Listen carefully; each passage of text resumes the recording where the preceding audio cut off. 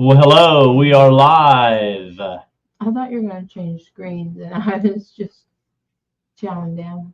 You are definitely chowing down. My gosh. Did you eat lunch today?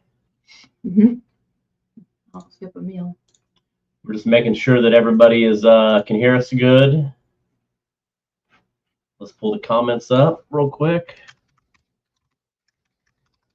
We're also live on Bama Blues.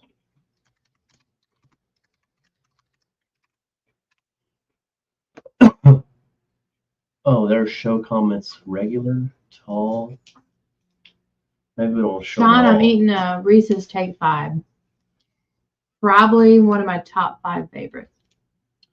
So, without further ado, we're bringing in the one and the only. We should have Tom on almost regularly, honestly, but the one and only Mr. Tom Stoles. Hello, Tom, everyone. can you hear us?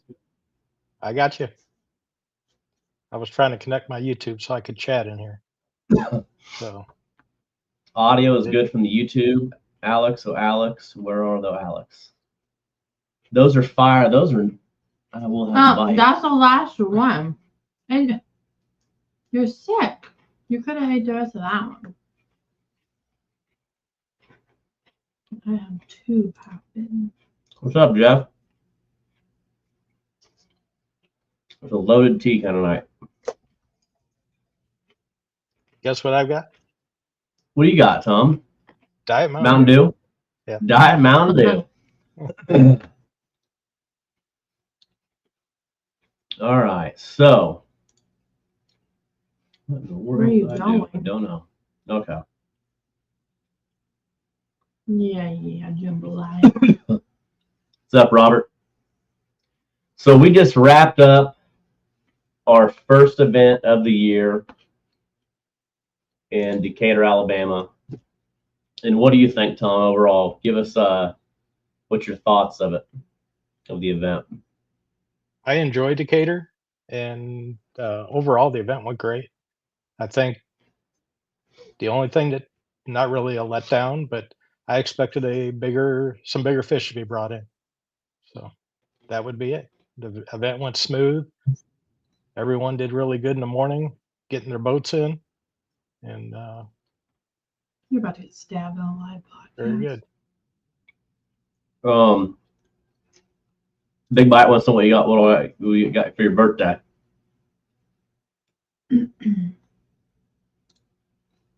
A trip to Decatur, Alabama. Yes.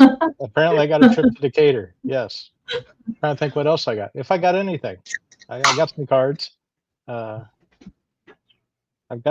think I've got some Rip and Lips rods somewhere in the trailer, maybe. Yeah, they're still, yeah. Yeah.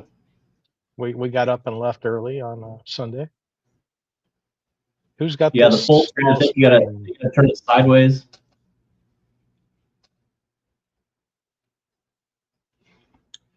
We're working on the YouTube stuff. Yeah, there's 2 YouTube videos. There's one for vertical video and one for horizontal. So if you would go to the YouTube channel, you should find both. So I seen a couple people say, tournament the week prior didn't help. Bite was tough for bigger fish. I guess, going back and doing this now for 12 years, I've learned a lot of things, or I think that I've learned a lot of things. But, Wheeler, I even kind of didn't, I was kind of putting Wheeler down as not the fishery that it used to be for a lot of years. And, going to Norco and Venice and Morgan City and all that and catching a lot of fish. But, Wheeler is still, in my opinion, and now this year it was a Wheeler only tournament. It wasn't Wilson, it wasn't Guntersville, it was Wheeler only. And 10th place Bama Blues house. What's up? Last year, every year Bama Blues happens, there's a tournament the weekend before, and they caught some decent fish. But I think sometimes we get caught up in, there was a tournament last weekend, the bite was good. You can notice from day to day how much the fishing can change in a tournament. We've seen that in 2-day tournaments. We've seen that pre-fishing. I know Jason Hamilton went out the next day after we left and caught a giant, probably in the 80s or so. We did weigh a lot of fish in the 60s. And how many places do you go and really truly do that? I mean, how many we weigh in the 60s? 36. I took notes. 36 boat in the 60-pound fish. Yep, 60 or above. Or I'm sorry, that's the wrong one. That was what total weight. I would say I think there was a lot of total weights over 66. Right, 8 fish over 60. Yeah, big fish over 60. There was 8 boats, so there were 8 fish over 60 pounds. There were 14 boats had fish over 50 pounds. That's incredible. For an actual fish over 50 Yes. pounds. And 24 boats had a fish over 40 pounds. So that Those means are all good fish. that's some really good weight. And then you take the top, and again, it wasn't a massive total weight, but again, this is only a 3 fish limit, 2 overs, 1 under. And 11 My gosh. boats in the hundreds in total weight. 11 boats over 100 pounds to get, 15th place had 88 pounds. Sean, 54 boats weighed in, but a lot of boats threw back still. Yeah. So yeah, 44th place, Jeff Helm had 48 pounds. Devin Little got 46 with 41 pounds. So I think the fishing itself was good. 54 boats weighed. I seen somebody made a comment today that I don't know, maybe I dreamed this, that the weigh-in was a little slow, and the weigh-in was extremely fast. I don't know. We couldn't have sped that up anyway. That weigh-in was the best in 12 years, probably the best weigh-in that I've ever seen or been a part of, I would say. Even cut down, I would say, half the time last year. So this year, I text you when You did. we always take notes, and it might be some weird notes. A lot of Alex one and thing I's that- texts yeah. are just numbers. So I think at the Sea Arc Invitational, we're going to go from 5 to 3 fish like we do with this. But the weigh-in was I understand, though. I don't think that comment, it was from someone who was. maybe they weren't in the event. I can't. They remember, weren't but- in the event, whoever did it. So, imagine sitting there in the cold. It probably felt like it took a long time. Yeah, and I think the big thing is Steve Henderson, Heather Massengale, Roy Harkness, and then my dad, because he was the only one that could drive a stick shift. Great. You know what I mean? Great track. Yeah. So I think that River Rat's seen that. Rusty, I saw that comment as well. I'm not a tournament fisherman though. So I think what we're trying to say is that, Bama Blues last year, a couple things happened. We had taken that event over. We didn't know what all we were, coming up, and the stage, we didn't have a stage. So not having a stage is a big deal. We didn't have the lights. We weren't prepared to weigh.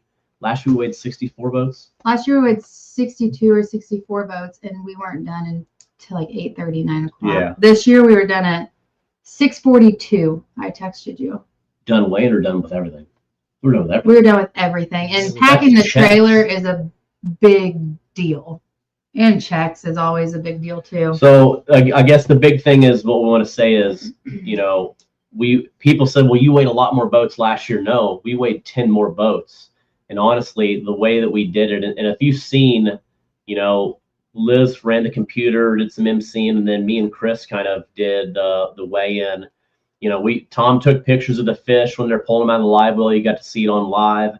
But then they went in a bucket and they came straight to me and Chris, and we put in big fish. Now, sometimes I was super fast, and I was putting in the second fish before Liz even got a big fish weight. Yeah. But with that being said, I think the big thing is that we got those fish weighed. Sometimes I'm kind of OCD about measuring every fish. So if I didn't measure beforehand because we wanted to get a weight, I would measure them as the teams came up and held the 2 fish for Tom. And then I would measure that third fish, and we'd slit them. And then we had 2 guys right there to take them back to the water. So there's some things that we're going to change. We're going to try to get the Sea Arc slide to help but other than that, I mean, it was a very smooth process. The stage was awesome. We've dialed some things in. The lights were on point. The pictures turned out amazing. So again, and like we always talk, it's not a one person thing. It's not Alex. It's not Liz. It's not Tom. It's all of us kind of working together. You know, the live stream, I pretty much turned on. I put some mics on. Now I did mess up on the mics. I had them too hot. So mine was a little too high because I like to yell. So that's Yeah. what's wrong with the audio. I think Sean asked. They were just a little high. But besides that, I think things were smooth. And then you know, Tom right there to take the picture. So Tom, I mean, as you remember, you're taking pictures of the guys that just got out of their boat. As you're taking a picture, their boat and truck is moving out of the way, and then the next truck and boat are coming through. So when they're done, they drop the fish, they walk off the stage, super smooth.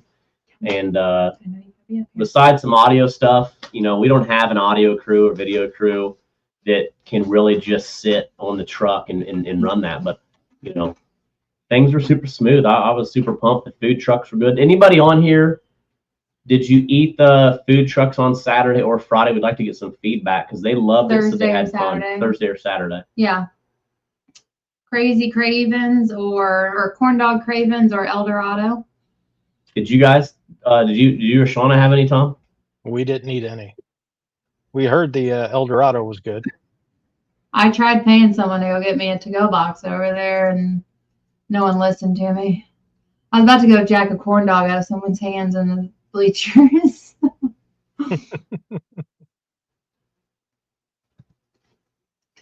Is this your twin? Haley, she just got a haircut today. You show your haircut? Fire cordones, whatever that is. Corn dogs. Oh, corn dogs. Oh, they were good then? Lori, how were they then? How was everything? I know Brandon liked El Dorado. Is that Alex's twin? Tom or Roxy, Haley? We'll move her comment. Gotta be Roxy. Yeah.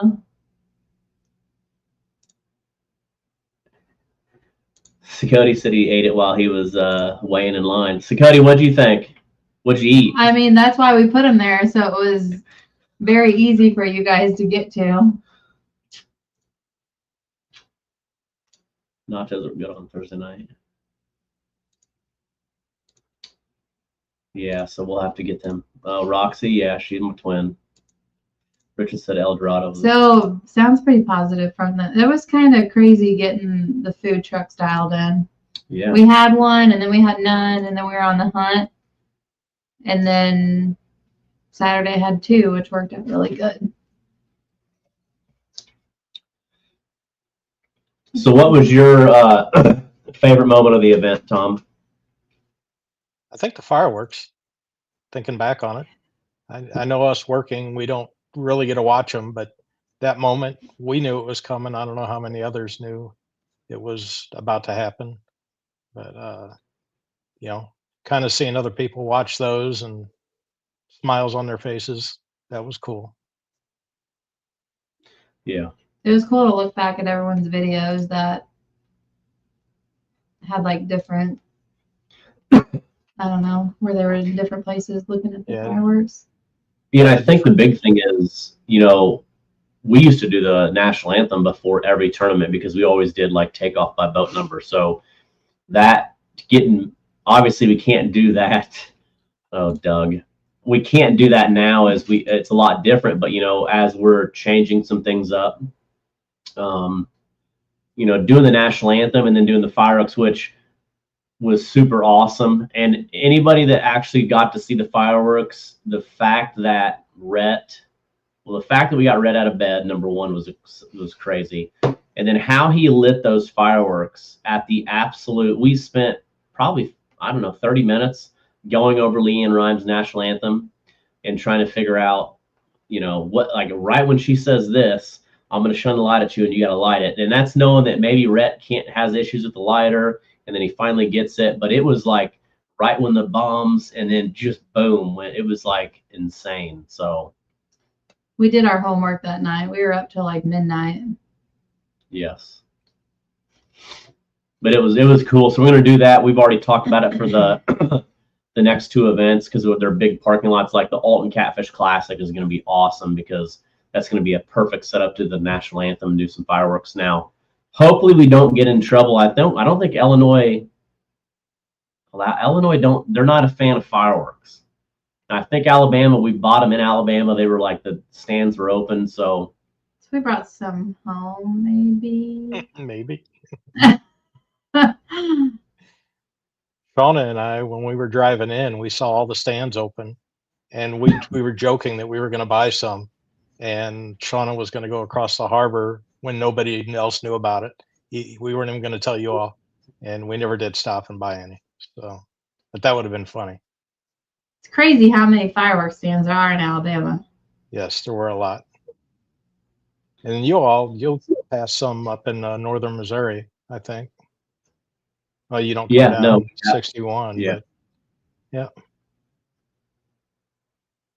Yeah, so we're gonna try to implement some of that, and it's just little things like that I think that, we always talk about, it's the small things that you forget about, and we write down little things that, for next year, and we want criticism. I think people looked at us, Tom, I know you probably seen it too, and we talked about the boat parking spots in the morning, and I can get a little carried away on how I want things to be perfect. Overall, everybody did a really good job. There were a few boats that I think were messed up on, maybe they just parked in the wrong spot, but for the most part, it was perfect. And I was definitely stressed that 10-minute window, starting at 6 a.m., can we get 25 boats out of there? A lot more boats put in at Ingalls Harbor than I planned for, and I wasn't prepared for that. But we had Chris and Roy on the boat ramp helping untie. There were a few that didn't listen, and they weren't in the boat, so they were in the passenger seat. So then they get there, and then they got to get out of the passenger seat to get in the boat, or they didn't have it untied. But we were never behind on each group. So by 6:42. Yeah, I know everybody was people gone. from group 1 and 2 asking like, hey, our group went good. How did group 3 and 4 do? Because I think they're wanting to know if it's going to work out for future. And yeah, every group left on time. One group had to hunt down one boat. Joe Crawford pulled in his exact spot right on time. Yeah, no, it was crazy. Like I said, it worked so good. So we will plan on doing the same thing. Randy said, how long did it take to get every boat unloaded Saturday morning? So literally, now when we say 6:42 a.m., the reason that it was, so that's at from 6 to 6:10, boats 1 through 25 go. By 6:08, they were gone. That was boats in the water, back parked. So 6:10, we started the next group. By 6:20 or by 6:18, they were done. So when we got to the 75 through 100, the problem was they're outside of their boats. They're in no hurry. They're eating breakfast. So that was that 6:42. If everybody would have been ready and not in a hurry and not in a hurry, then it would have been 6:38. So that worked really, really good. We had live well checks on groups 1 and 2 done before 6 o'clock, and 3 and 4 were getting done by your dad during that time. So we had my dad and Roy. So sometimes, again, there's people sleeping in trucks. That's the only thing that, when we do live well checks, is if you can have your lid open in the morning, so we can go by and just note that. So if it's not open, then my dad has to step up on the back of your boat, or Roy or somebody has to step up and open it, and it just takes time, especially if there's rods and stuff and you got to move them around. So it all went really good. But yeah, super smooth, super excited. And here's a couple questions I'm going to get to really quick. I seen, yes, $103,000 payout, 103.5. Fireworks are very unexpected. We jumped a little, but it was really cool. Once I am back for good, I do plan to fish a few of your tournaments. That's awesome. We'd love to have you. Everything went great. You can't please everyone. I wonder what the people in the hotel, but fishing without going off. I was a little stressed about that, but it went good. Good job, everyone. Watch as much as I could of the live feed. Can't imagine how much work goes into such a big event. What time did the sailboat leave the harbor? Did you all? I see don't that? know. No, I what did he leave before the takeoff?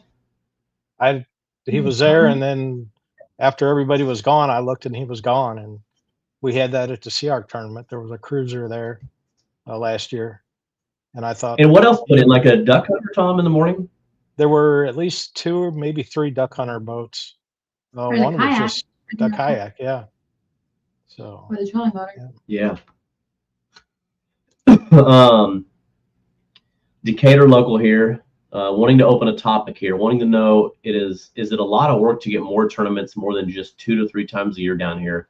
Love seeing the action. So, when it comes to big events, I think right now you have the Bama Blues this time of year, and you got the Sea Arc Hunters Invitational, which is the end of April. There's some other smaller events. I know that there's a guy working on an event here in a couple of weeks, and then Dry Creek did one that had 20 or 30 boats the weekend before. So I think the thing is, it's just, continue to keep growing it, getting more people involved, putting on a quality event that people can trust. But hopefully that more and more come for sure. and Scott asked me a question. So all the pictures are available on the Twisted Cat Facebook page for every tournament I've ever done. You can go back. You should be able to find them. Yeah, If you want higher resolution pictures, you can always reach out to me. But send me a picture of yourself so I can try to find you. I've got every picture I've ever taken stashed still.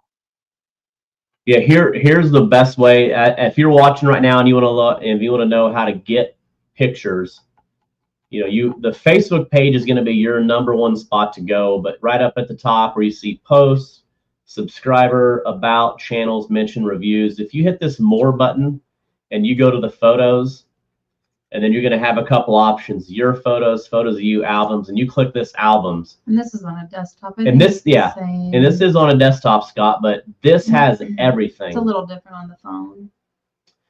But if you can find that albums, you want to go back to how far you want to go back? We're going way back. So the board. Look at the board. So back in There's Calvin. Yeah, here's Calvin Meyer and Jim, May 2nd, 2015, Burlington, Iowa. So then here is the album that I took back then. Look at this guy right here.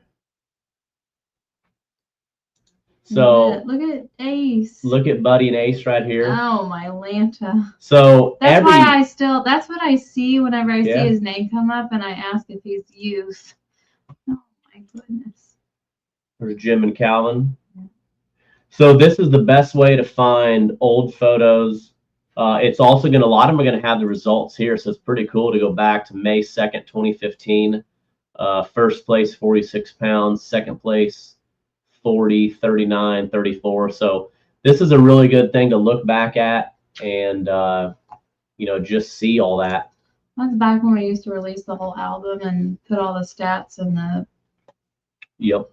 comment. Now we give each place their time and stuff. So hopefully you see that again. And here's September 21st, 2024, Scott, for Burlington. All these pictures. So there's an album on every single tournament. So hopefully that helps you.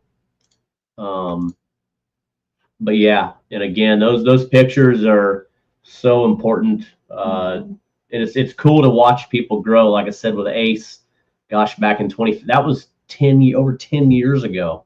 That's wild. It's just a baby. So Scott, does that answer your question? Thanks, Richard. We really appreciate that.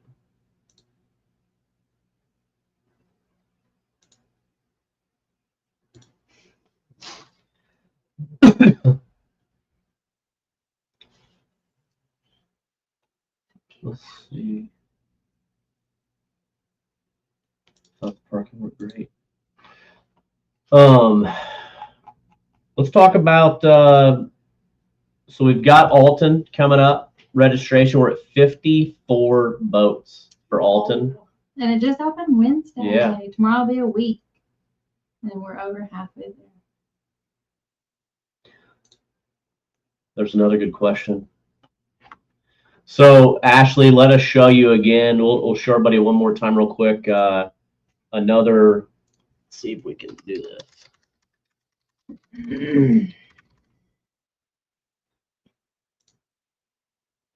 All right, so Ashley's asking, will you be posting results of everybody that weighed in? So how we do that is we bring up, you go to twistedcatoutdoors.com, 2026 tournaments, Decatur, Alabama, and you scroll down. So obviously you've got all the rules here. Look at that parking right there. But then up here on top, the most important 3 boxes. Click here for registration, host hotel link, click here for live results. So you click there for live results. Obviously, I gotta show you what it doesn't show with the screen that it goes to. I'm going to show you now. Whoops. Stop screen, share screen.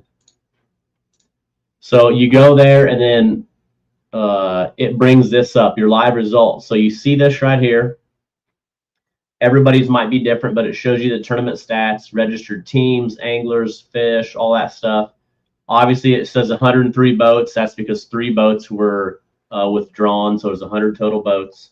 But you click the 3 bars here and just say 100, and then it'll show you everybody's results. And that's for any tournament, even one that, like, say we were doing the weigh-in right now. As I enter them on stage on my computer, they get pushed through on that. Same thing with big fish. You can see it, all the big fish that were weighed. So Ashley, hopefully that helps you on that.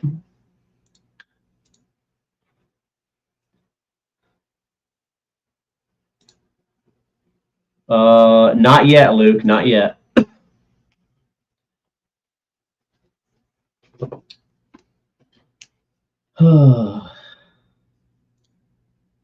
What's up, Tammy?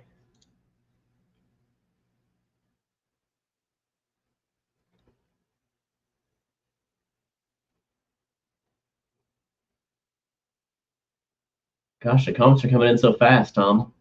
Yeah, it's been hard to keep up.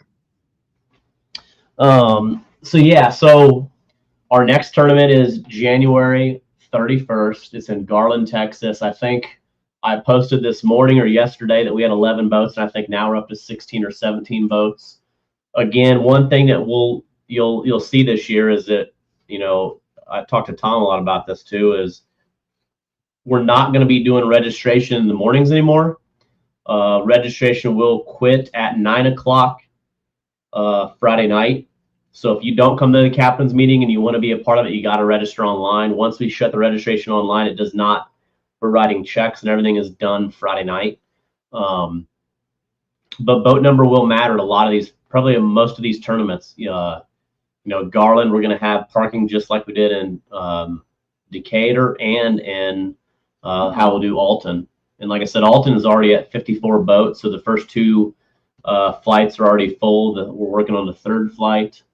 And again, all 100% payouts this year. So the dates, we did lock in Perryville, Missouri for August 29th. We haven't announced it officially, but it's locked in for August 29th. We're waiting on Fort Madison. Huh? Got to get my notes open here. Get the notes open.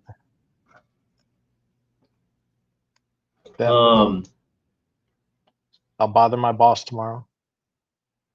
He'll be like, "That's 8 months out. Why are you putting in?" Yeah. Other than that, we're just kind of we're looking at Kalen doing something in Pekin for cast and relief. So we're working on a date for that. Fort Madison has always been that first weekend of May, which is Sunday, May 3rd. The only thing is we're just trying to get it off of the Sea Arc Owners Invitational. So that's the weekend before in Alabama. And it's just hard for the crew to go back and forth and just keep moving. So our plan is, well, the next weekend is Mother's Day weekend, the 9th and 10th.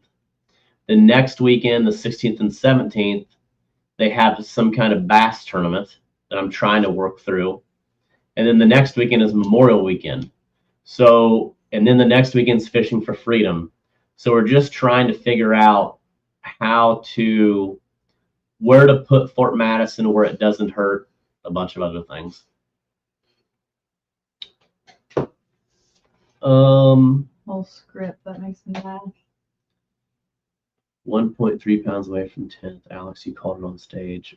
Bait fish. That was threw up. There was actually 2 of them in there. You did need that weight, Justin. Yeah, I don't know yet. I hope so. That's our goal. August 29th will be Perryville, Missouri. Just right up from Cape. Beautiful town. So is that the weekend before Labor Day then? Yes. Yep. Okay. Burlington's going to be on the schedule. We got to get a date for that. Savannah, Tennessee, New Madrid, Missouri. But we've dropped quite a few events. We dropped the Alton Spring event and made that now the Classic. We've dropped Fort Smith, Arkansas. We've dropped Pekin, Illinois. So we're still trying to fit everything in that makes sense to still have a good season and the championship to confirm a couple things on it. And again, we never want you to be waiting like, oh, when is the date? It's like a lot of things behind the scenes that, we're waiting on the New Madrid Fall Festival, Savannah, Tennessee, like when their dates are going to be. They're trying to rush some meetings to get us dates. Once we get a few of those, we can lock in. But, the biggest one is to try to get the May date out for Fort Madison, but I just don't know when it makes sense. Yeah, That's I gotta don't want make it to be sense. the week after the CRC Invitational because that doesn't let us even breathe. And then the weekend after that, I mean, do you have it on Sunday on Mother's Day? Do I have a Sunday on Mother's Day? Should we have it on Mother's Day? I don't care. I know you don't care. That's What do y'all think All the watching? mothers don't fish and run tournaments, so they might like the daddies to be home with them. I don't know. So then the next weekend is the 16th and 17th, so it'll be the 17th. But the problem is they have some kind of bass tournament that Sunday, May 17th. I've got to figure that out. And we don't want to do it on Memorial Weekend because then again, Memorial Weekend is the weekend before Fishing for Freedom. So again, it just, And then somewhere we have our goal is the middle of May, but can we make that happen with that bass event? What's up, Chris? February 28th after the expo. There'll be a tournament on Ray Roberts. I could go play that. Jack and Jill on Mother's Day. That would be interesting. Yeah. I don't know. I don't know that you would get a lot of. Like I said, it just depends on, I don't know, how many of the wives can the guys bring out? I know Lori would do it. Unless we move Fort I know Madison Cindy to a would do it. Saturday tournament, but I just really enjoy that Sunday as just a good,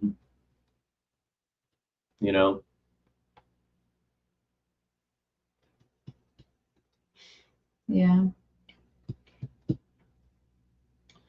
it just always works so well on Sunday. What do y'all think about Fort Madison? I mean, again, we have such good, what do we have, 60 boats last year? 62, 60. I know a lot of people like it on Sunday. Maybe we do it on Saturday, that Mama's Mother's get Day up. weekend. Mama's gonna get up. Oh, okay. So that's something to think about. Get up. Again, I think even whether it's on Saturday or Sunday, I think, people traveling in Saturday, it still makes it, if we're traveling from Texas back to get, back home for Mother's Day. I gotta get rent. Oh, okay. I think most of the names would prefer Saturday. Joseph, there's a lot of other reasons why we do that on Sunday, but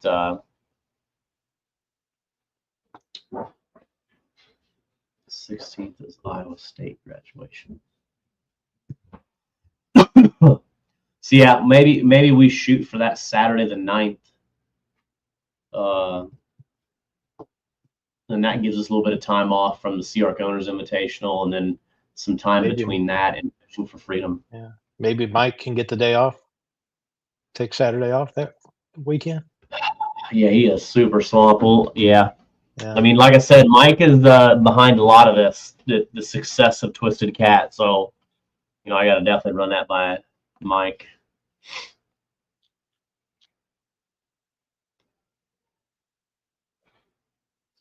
What do you think, Tom? What, Go I ahead. think that Saturday. I enjoy Sunday up there just because the big reason is Mike with Dave's Marine being able to fish it. Then he does, he's available, and I know what he's meant to Twist the Cat over the years. And really enjoy seeing him and his family fish. So, Yeah. and to me, Yeah. it doesn't really matter. If we have it on Saturday, I'm taking off work Friday. If we have it on Sunday, I usually don't take off Monday. I usually bolt home after the tournament. But and usually you don't get your pictures till Monday afternoon then.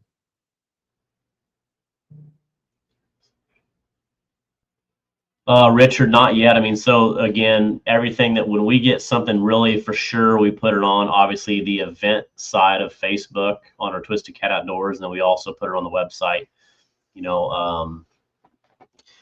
Speaking, for that, we're going to probably start putting a 2027 tab because I think that we're going to be doing the Bama Blues, that's an interesting subject, Tom. Yes, it is. Bama Blues this year will be Saturday, January 2nd, which will make the captain's meeting New Year's Eve, which I remember the last Bama Blues I fished. That's when the captain's meeting was on Friday. It was a New Year's Eve night. I think it was on Friday, maybe it was on Thursday, but it was fun. It was a really fun meeting. And I thought, Tom and I talked about it'd be cool to have a band and stuff. Just in case, though, you had to move it to a Friday, that would kind of kill it. But in Rogersville, Chris, was it on Thursday or Friday? Because you could make some fun of that, of having a captain's meeting New Year's Eve on the Thursday night. It was on a Friday. Might get a little crazy. But you could have a band and have a pretty cool setup, you know what I mean? And I think, I don't know what people think that are watching on here, but, June 1st to July 1st, I'll tell you in a second, 247 anglers get the chance to register. So do you think, Tom, that it'll sell out before July 1st? What's your thoughts? And with that, when I say that, let's say that Tom and I are partners and we fish this year. Well, next year, Tom wants to fish with Kirk Lucky or somebody else. That takes it from one boat to two boats. So do you think that we'll sell out before July 1st at 100 boats? So my question is, what are you going to do if more than 100 boats from that group try to register? Because that's possible. Well, once it hits 100, it's getting cut off. Right. But with 200 plus anglers eligible to register, they better register very fast. It's right. Whatever 100 boats register first. I'm going to guess 70 or 80 teams will come back for sure. I really, after the show, after the event, the pictures, everything, and how smooth things went, I think my goal is it'll sell out in the month of June.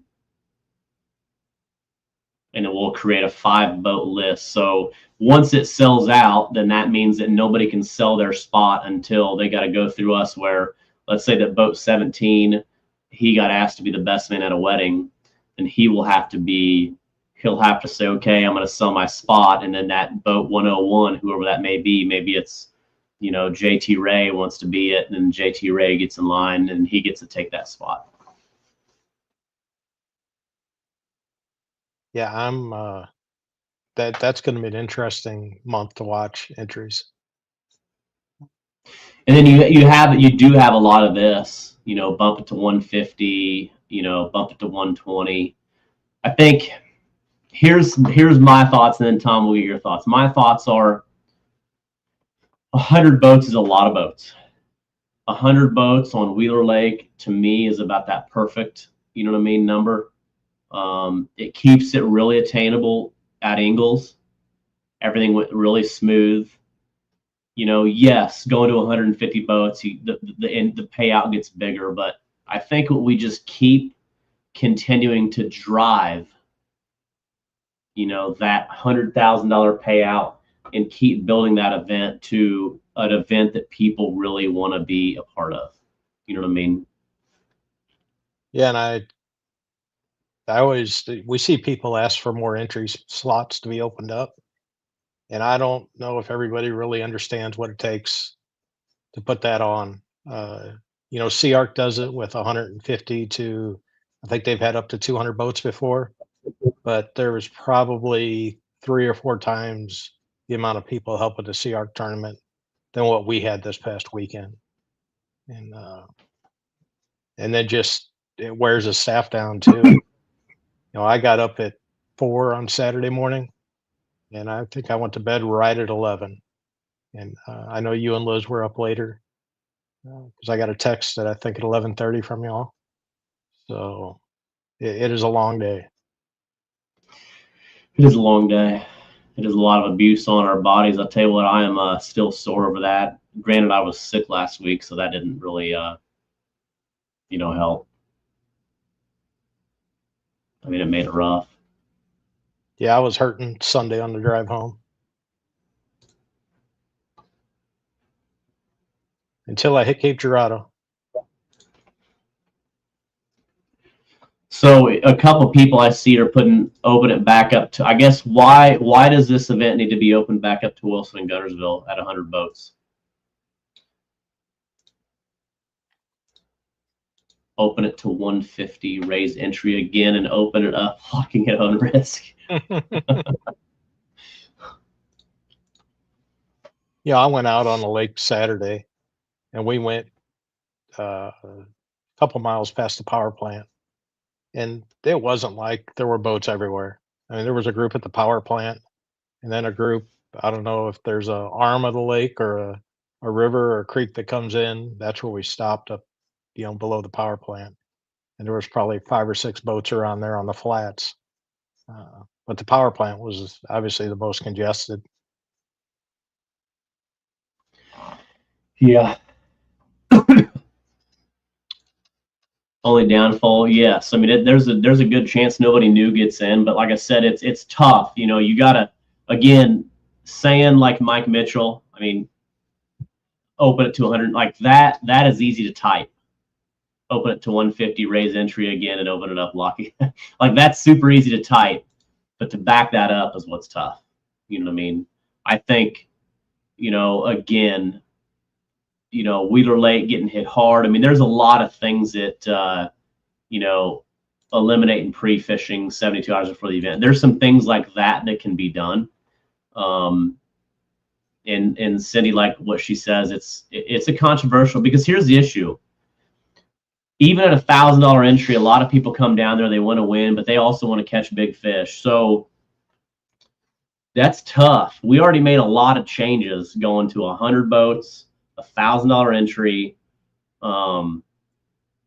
Wheeler Lake only. You know, we did a lot of changes quick. What I would like to see is, you know, can you take Friday off the board and say Friday is no boats on the water? Or do you next year go Friday, no pre-fishing? So that means you can be out there scanning. Or do you say Thursday, Friday is no pre-fishing? So that's tough. I mean, doing that, you know, you take a guy that says, well, I can't get down there till Wednesday. Well, he gets there Wednesday night. That means he can't even fish on Thursday and Friday. But are we to a level where these anglers are good enough to say, I don't need to pre-fish Thursday, Friday? So I think that's something that we think about, you know what I mean? But then what happens, I guess, if Friday ends up being the tournament and they can fish Thursday? Right. Well, yeah, just let pre-fishing on Thursday and cut it off on Friday, and we can have a party in the pavilion. You know, I mean, you could because right now you got to be off. I mean, you could take Friday completely off the water. Yeah. Mike, that's why Mike Mitchell don't run tournaments right here. Another day of PTO for my real job. Hey, I'm on my live, but I'll call you when I get done. All right, bye. That's why Mike Mitchell fishes tournaments. He does the fun part. 72 hours prior to the tournament, they can do all the fun fishing they want on Wilson or Guntersville or Pickwick. Plenty of opportunities for fun fishing if you lock down pre-fishing. 72 hours is a lot of hours. Doug, unfortunately, you won't probably ever get into Bama Blues again, but I don't know that you'd fish it in the first place. Will we see Doug in Alton? So, I don't know. And this is again makes it much harder for those of us traveling.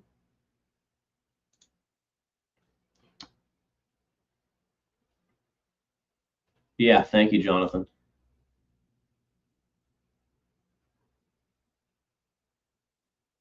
Now, Joseph, when you're saying that you need to get the lay of the land, are you putting bait in the water on Friday and Thursday?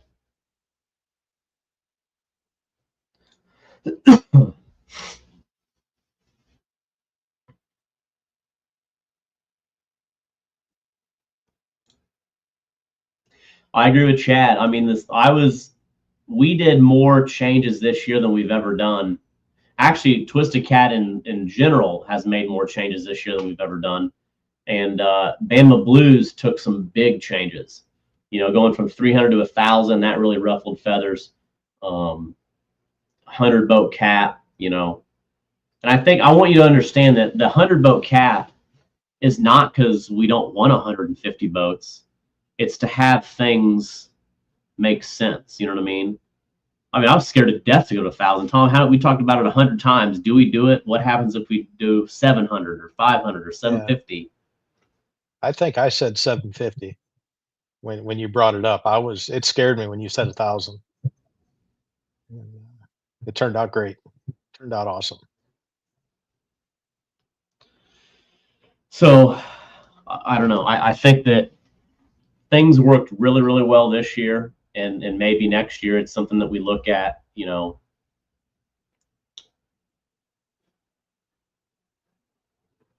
I might start fishing in and quit working so much. Yeah, whatever, Doug.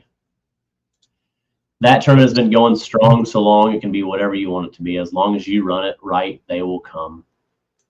So when you do you not think 100 boat tournament at $1,000 entry is running it right, Mike? And you know what, Tom? Maybe this event becomes an event that somebody else branches off and does another tournament. You know, maybe they have a big tournament in the fall there. 100 boat tournament. Right. Or 150 and raise the entry fee. Yeah. Mike, I mean, you got a lot of following. I mean, maybe it's something that you do a Mike Mitchell extravaganza in the fall. If I'm available, Mike, call me. I'll come take pictures. We're not. It's not stop. It's not that we're. Oops.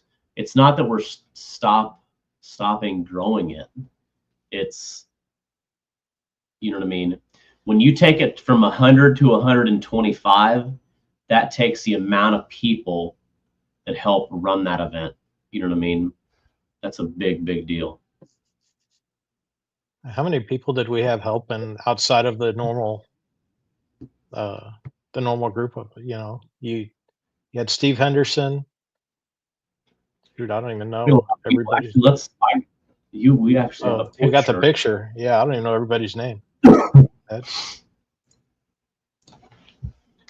well, we didn't even this isn't even everybody in it, actually. A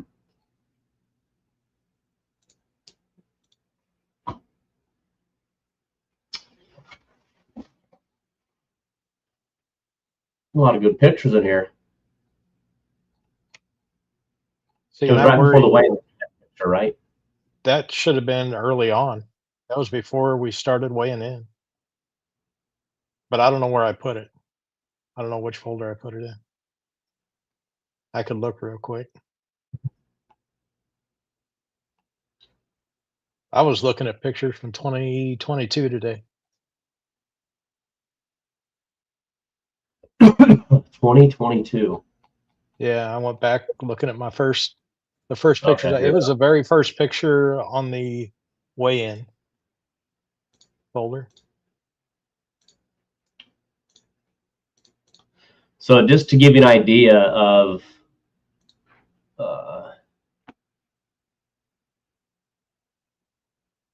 the more people you have, the more people you need. Hey, I'm on my live. Can I call you back shortly after?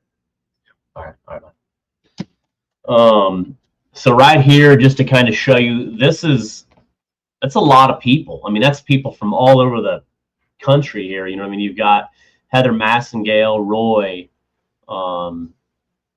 John Ed, Liz, and I. I mean, that's a big crew of people right there to make this event happen, to make it successful. It's a lot. And I think, you know, continuing to make that a great event, you know, and what John says here, do 100 boats at 1,000, then allow 10 extra slots at 1,500, but put money towards the big fish or going. That's not a bad idea. I mean, I'm not against. I mean, is it weird to do, like, you know, we got 100 boats, but then we allow 5 extra boats to get in at 1,500, and then maybe that extra, you know, that extra money goes to something different, or maybe the extra 500 goes to big fish or something. And do it So, I don't know. lottery. How about a lottery for those extra spots? Yeah, that 500 can help pay for, you know, because there was a lot of, that's way, and I think people sometimes don't understand that when you look at a lot of these big tournaments, you never really look at, okay, the mega bucks or whatever that is. I mean, do some people really look at, you know, what is the payout? Is it 100%? Should it be 100%? Is it 80%? Like, what happens if there's 86 boats at this tournament? What does that mean? You know what I mean? So if there's 86 boats at Bama Blues, that's $86,000. So, Todd Green, I'm not even going to talk to you anymore. I'm going to block you. We do not need a night tournament. Maybe you do. And Todd, he can run it. I would support you however I can. If I can fish it, I'll be there. I do think big fish should have paid more attention to. I do think big fish should have paid more. So on big fish, you know, that's a tough thing too. So you take big fish, they got $1,000, which right now the entry fee is 100% paid out. Big fish is a sponsored ad, and then we did, which is pretty cool. I'm surprised not more people got into it. $100 a boat for an optional side pot, and that gets you. I mean, that would be up to 10 grand. So we could have got that in there earlier. That could have been some different things. So a lot of great ideas. Extra 500 can go to youth anglers. You know what I mean? Yeah. There's a lot of really good ideas. Do something for the underdogs. And we always get a good picture of you, Greg. You always show up for the camera. So if Sakoti and Matt would have got into the side pot, they would have made another $2,000, and they were going to, but they never got the money to us. So there's a lot of things you can do, a lot of great ideas. It's just implementing them, making them happen. So yeah, we got a lot to think about. We for sure do know that June 1st to July 1st is going to be that registration.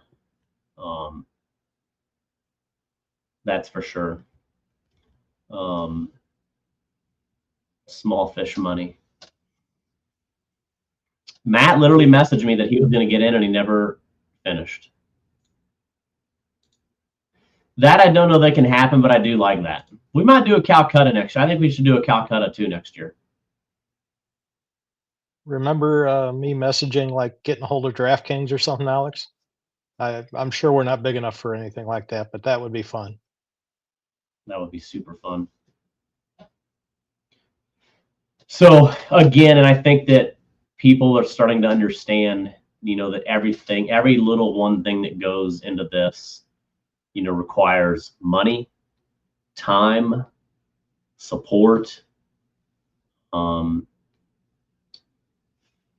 Just like Andrew Justice said, do 2 tournaments a year. We're dropping tournaments, but I love the idea. And I think it's, again, if people think, maybe we do one in Guntersville in 2027. I don't know. 2 days, in my opinion, on that event, no. Wow. That would be rough. Yeah. Exactly. Right there.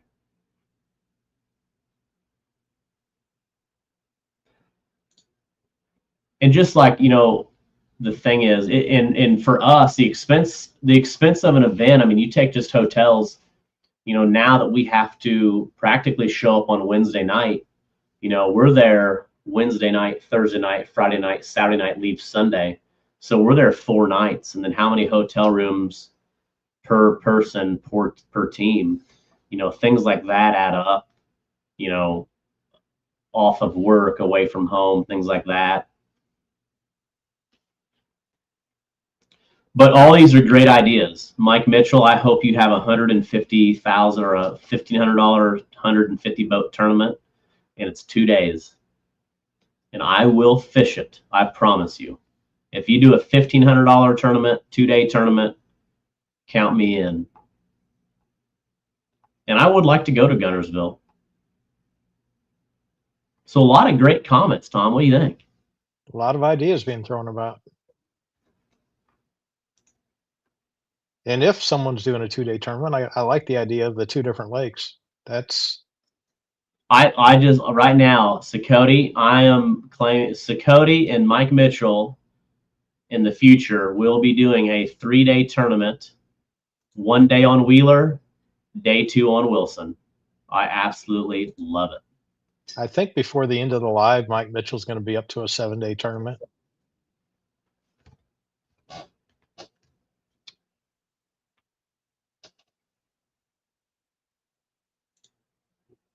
When you have a on the water weigh-in like you've had, it's way easier to keep the fish fresh during the time to wait for your turn for weigh-in. Otherwise, the fact is weigh-in takes a lot of time. More boats, more time out of the water. Harder to keep fish live, even for big live well boats. Just saying. I like to stay on the water weigh-in, but not for everywhere. Works well. Exactly. And Scott, I think of something I wanted to actually, I'd seen you made a comment. So Scott had talked about a comment. He had fished a Burlington, Iowa tournament. So in Burlington, you just got to be back by a certain time. I think it was 3:30. And I tried to explain at the captain's meeting that the most important thing is once you're back, you're good. My dad's down there. Everything is good. There's a nice dock. We only want about 10 boats out of the water because I want you in the water with refreshing. It's September. It's not bad, but just keep refreshing water. Because I can look in a live well now. I've learned pretty good that I can look in a live well and see what that water has been throughout the day. Has it been refreshed? Has it been the same water since the morning? Is there enough water in there? And what we found out is that Burlington tournament, there were a couple of boats that they didn't do a good job as an angler keeping those fish healthy. But everybody was in such a big hurry to get their boat pulled out of the water and sit in that weigh-in line. So I thought, well, we're going to Keystone Lake, Oklahoma. We're doing a weigh-in on the water. The live well's got to be better, right, Tom? They gotta be. It should have been. They're literally they're in the water, right? Just like Scott said, they're in the water. They've got to be better than on a trailer. What I found out is they weren't. So the problem is, we have got to get better as anglers taking care of your fish. So what that means is when you're out there, be recirculating that water. There is zero reason you should have a bad live well when I'm weighing you on the dock. And if 60% of the boats during a weigh-in, I have fished Memphis now every year. Most of my weigh-ins, I've drove an hour and 20 minutes. The longest was a 3-hour and 10-minute drive one way. So I drove 3 hours and 10 minutes one way, waited in the weigh-in line for probably 45 minutes, and my fish were golden. Didn't even have oxygen. No, I did have oxygen that year. But the water was clean. I refreshed all day. One thing I do that helps me is my pumps never shut off all day long. I don't use the timer. It's full bore, just rolling. So when a boat pulls up and I can see it looks like a sewage pond, they didn't do a very good job, or they don't have a lot of water in it. They didn't plug their outtake holes. So that's my only thing is when I hear people say, I guess harder to keep fish alive even in the big live well boats. I'm kind of against that, because that means you're not taking, because why did 60% of the field take good care of their fish? And you've seen it, Tom. I think you've seen the live wells. Oh, and even now with Ryan's tester, I don't even have to test the water. I can just look at it and tell you if that fish has been taken care of. even this past weekend, you could see, some live wells you could see just clear to the bottom of them without a problem, and others you were lucky just to see the back of the fish in there. Yeah.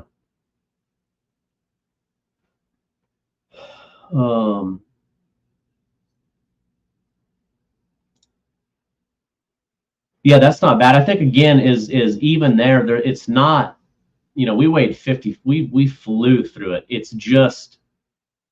I mean, my gosh, they're literally taking catfish out of my pool 20 and hauling them to 3 states away and keeping them healthy. So we should be able to take them out of a boat ramp for an hour in a weigh-in line, weigh them, and put them back. You know what I mean? Will we have some die? Absolutely. But I promise you that in the 12 years of doing this, we have gotten much better as anglers. 5 years ago, 10 years ago, it was terrible, terrible, terrible. So I think that's kind of how you got to look at fish care. Is number one, are you as an angler doing justice? Are you doing what you should be, or are you not? And we called some people out, didn't we, Tom, this year? Oh, you did, yeah. Kind of quietly. 2026, we're going to really be calling you out. You know what I mean? And like what Richard said, you don't need a huge live well. No, you need quality water. Imagine if you had crappy water that you ran all day long. So I mean, I think that's something that we're going to do. You take even some of these channel cat tournaments. I see you guys. I've done it myself. You get on the fish. You got 26 fish in your live well, and then you can't put 20 fish in your live well and expect to have good water. So there's things we're doing on the tournament angler or the tournament side, but we need the anglers to also push. And I think that giving people their numbers, their oxygen numbers, because did you see like in Savannah how many people wanted to know what their number was? They were coming up to you, making sure they had that number. That was. Yeah. Speaking of live wells, what did that one live well have in it? That guy held up. I got a picture of it. God, yeah. Got to find that picture. I mean, it was huge. It looked like a big bone. I'm flipping through images now.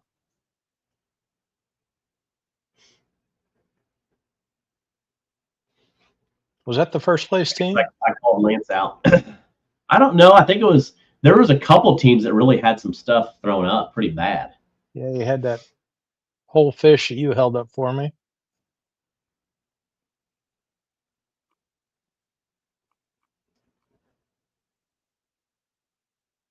I can't remember if it was before dark or after dark.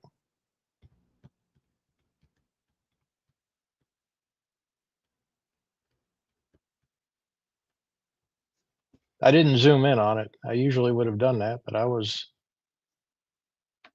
done, so I processed pictures and I didn't mess around.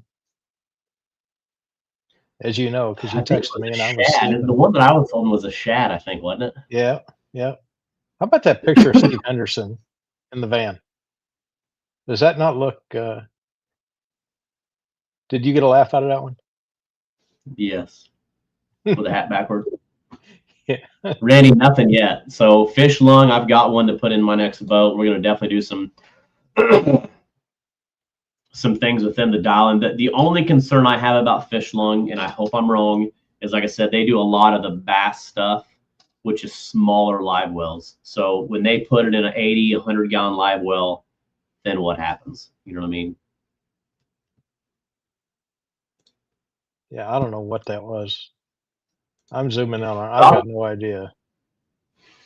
I'll tell you right now that I guarantee you fresh water is the if you have oxygen and you don't put fresh water in your live well, throw your oxygen in the dumpster on the way home because it's worthless. Harley said he held up a regurgitated blue cat. Yeah, I think I did see that. Did you get a picture of that one?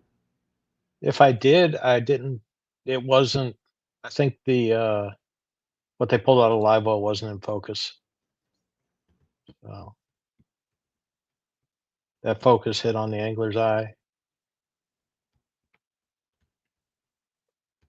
So if you fished Bama Blues this year and you're on the podcast, comment if you're, are you going to fish it again next year? Yes.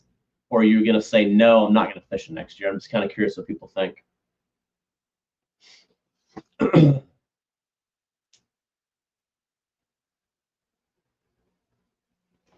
Oh, and a big, look at that. Happy birthday to Craig Norris. So happy birthday, Craig. Everybody's birthday's in January, Tom. Yeah, Shauna's is coming up, 25th. So a couple yeses. Yes, yes. A lot of yeses. Chicken leg, yes. Well, Liz is not fishing it next year. So sorry, Liz. Hey, Jason, yes. Plan to fish if I'm home. Tourney days are wrapping up for JR. He's going to the big dog world in the big center console. I don't blame him. That looks like a fun life there. Tom, I'll try to make it.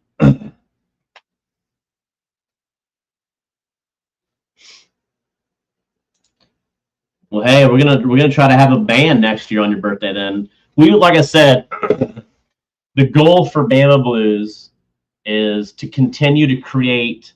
We don't want it to be just a tournament. We want it to be an event like this year.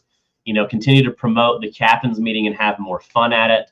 You know, maybe we have a band, maybe we have some Calcutta, and really have fun at that. You know, maybe next year we take Friday off of pre-fishing, where maybe Friday you can't be on the lake all day, but you can go to Guntersville or Wilson or whatever. But then Friday is just no boats on the water. Lots of ideas, and like I said, we want the criticism because that helps us make a better event for the anglers.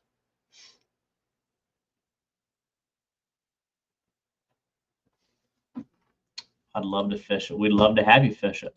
So yeah, I don't know. And Tom, I don't know what to think about that. That the 5, maybe you do 105 and then boats 101 to 105 is an extra, 1,500, and then that 500 goes to something unique or whatever. It's just, to me, I don't think we need over 100 boats. It's just a lot of work. It's a lot of logistics, a lot of work. So I think I counted at least 8 extra people there this weekend that we normally don't have. And yeah, I mean, I think something I think, Chris, we are going to do. Sorry. Liz has her dang Reese's still here. Is I think the captain's meeting. One thing I learned this year. I don't know how many times I told you, Tom. The amount of questions blew my mind. I think this in 2027, the captain's meeting is a little bit different where it's mandatory, but instead of just coming and checking in, you could do that, but then you also have to stay for the rules meeting and sign off. So A, it helps people stay there to support the event, and B, there should be no more questions. I get a lot of calls on crazy. I mean, is there a captain's meeting? Where is the captain's meeting? What time is the captain's meeting? What time does fishing start? I mean, the amount of phone calls and text I got blew me away.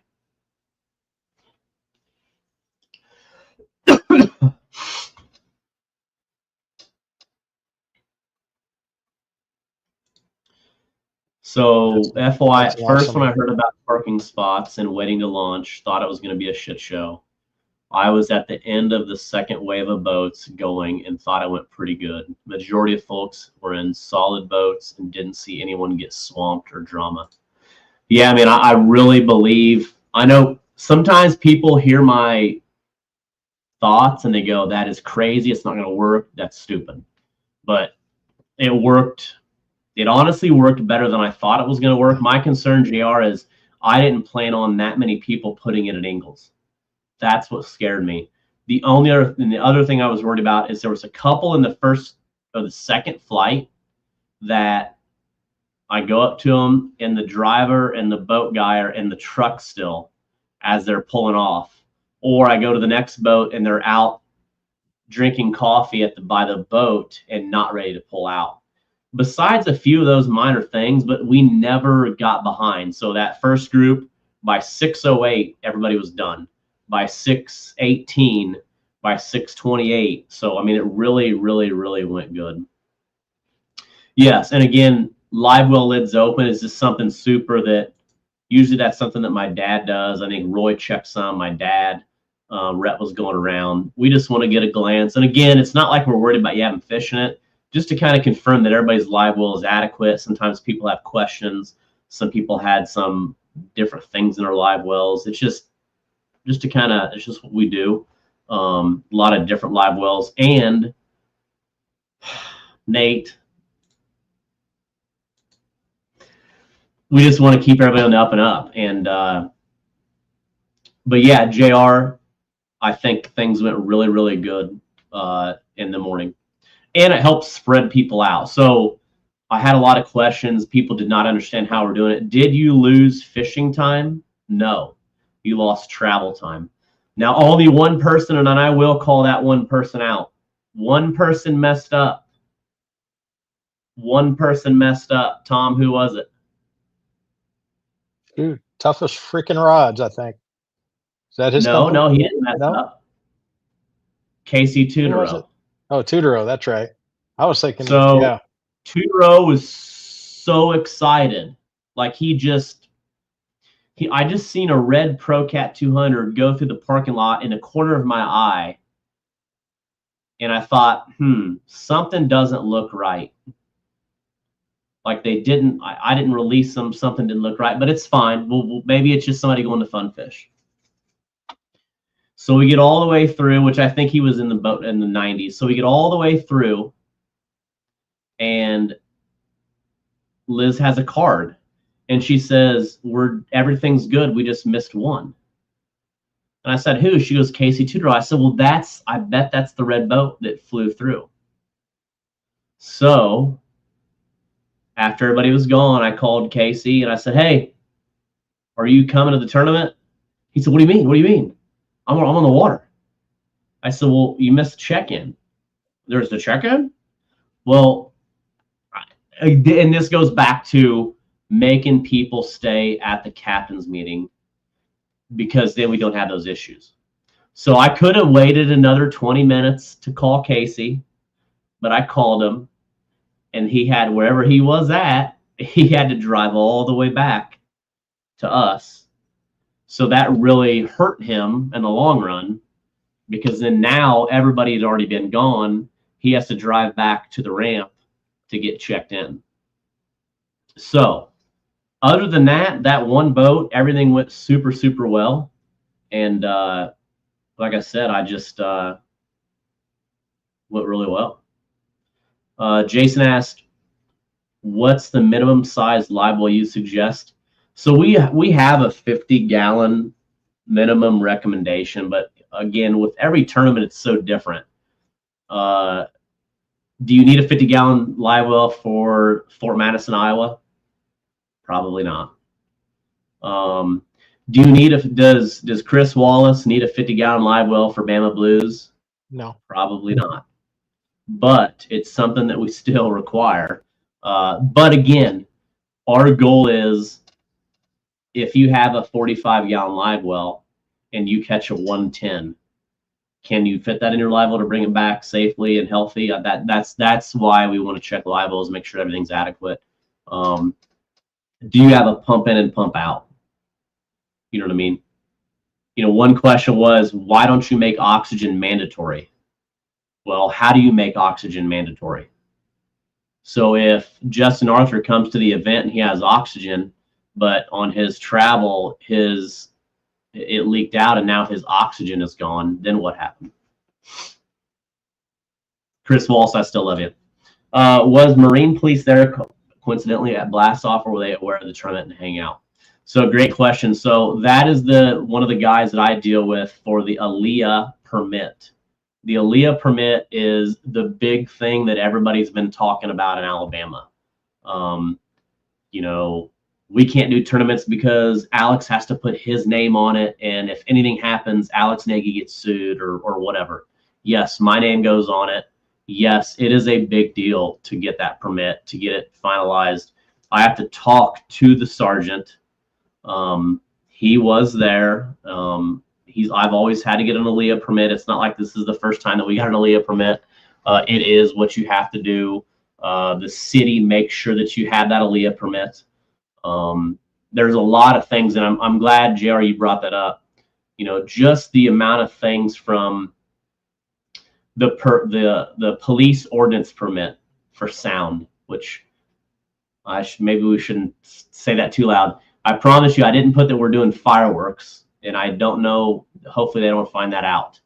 But there is a big permit that I got to fill out that with the sound levels, at what time, takeoff, and everything for the city, the police, then the park district that runs Ingalls Harbor, then a city permit, insurance waiver, insurance.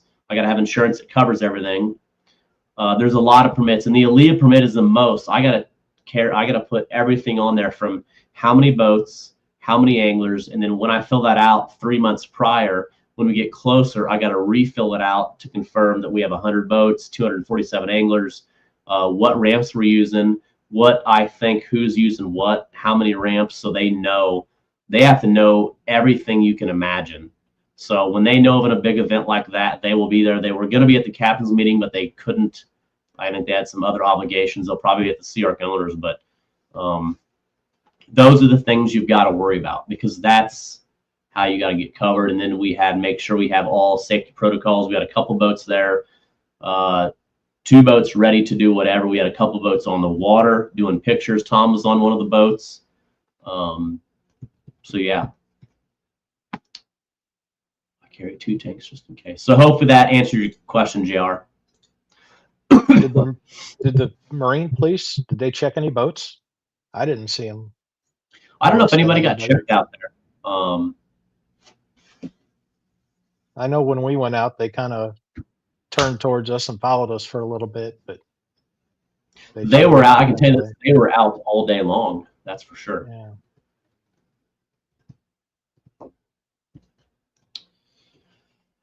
So yeah, they were not accidentally there. They were there ready to rock and roll. They've been, and I will say, they've been great to work with. They answer any questions. I know I had a lot of anglers. Again, if you're watching and you haven't understood the Alabama law, every state's different. So I'm from Illinois. Where is my? I got a license somewhere. So if you have a boater safety course, of course, I don't know where mine's at. Well, I think Liz's is up here. So for example, I took my boater safety course when I was like 14 years old.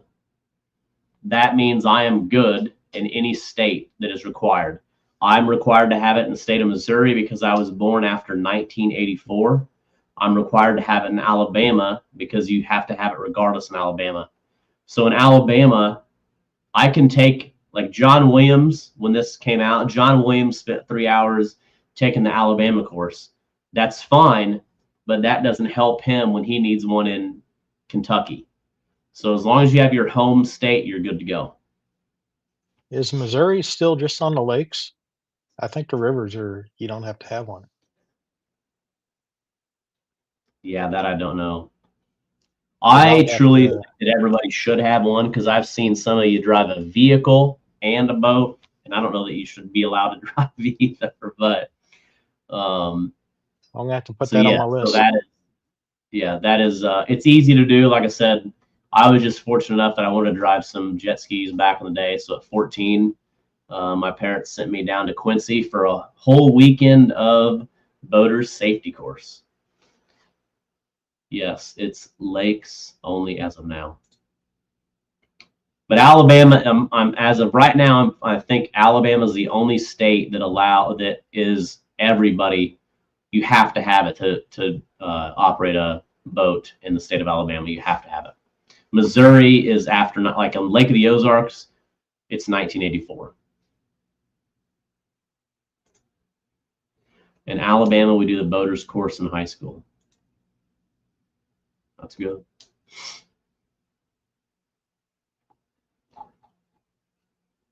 So here soon, I would say by next year, like Twisted Cat, even with our insurance, will require every team to, the captain of every team to have boater's license.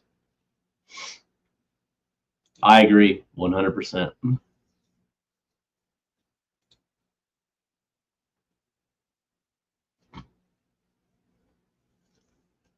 Yeah, we all take it for granted when you grow up on the river.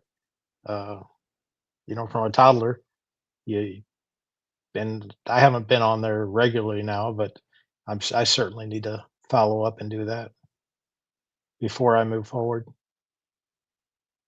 Yeah, there's just a lot of things things can happen very fast, in the blink of an eye. Something happened, you hit your head, you go in the water and, not wear a life jacket. Besides the very few times, maybe we're at the sandbar or something, when I'm in a boat and we're moving, most of the time you're going to see me with a jacket on.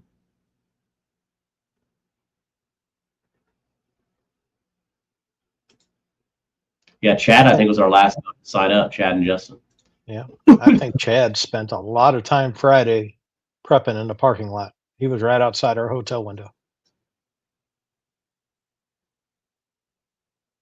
So what do you think, Tom, next year? Do you think you take Friday off? Is it no pre-fishing, no bait in the water? Or do you take Friday completely nobody on the water? So if they want to go on the water, they go on, they got to go to Wilson or Gunnersville. Yeah, that's not a bad idea. I like hearing Crawford say that, he probably comes in on Friday. Well, yeah, because someone could come in on Friday and send somebody else to the meeting on Thursday. That's the But tough then again, part for that type of event, you're really putting, if you're going to pay $1,000 and show up on Friday, right. Well, who's really on here? I guess who's on here that really showed up on Friday?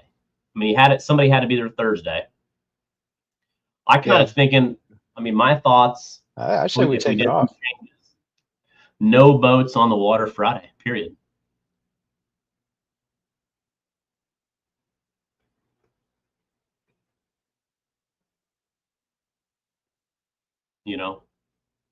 Yeah, go to the other lakes. Mitchell, stop. Just stop.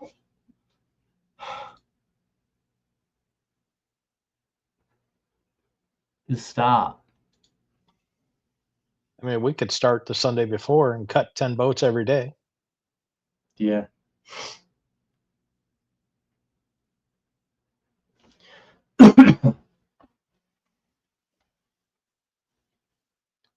Anything about jet skis.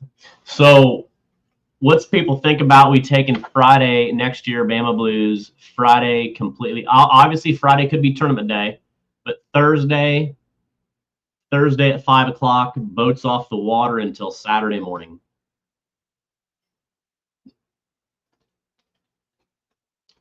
Just tune in. What's the point in not fishing on Friday? Just it gets more people off. I think one thing I have seen,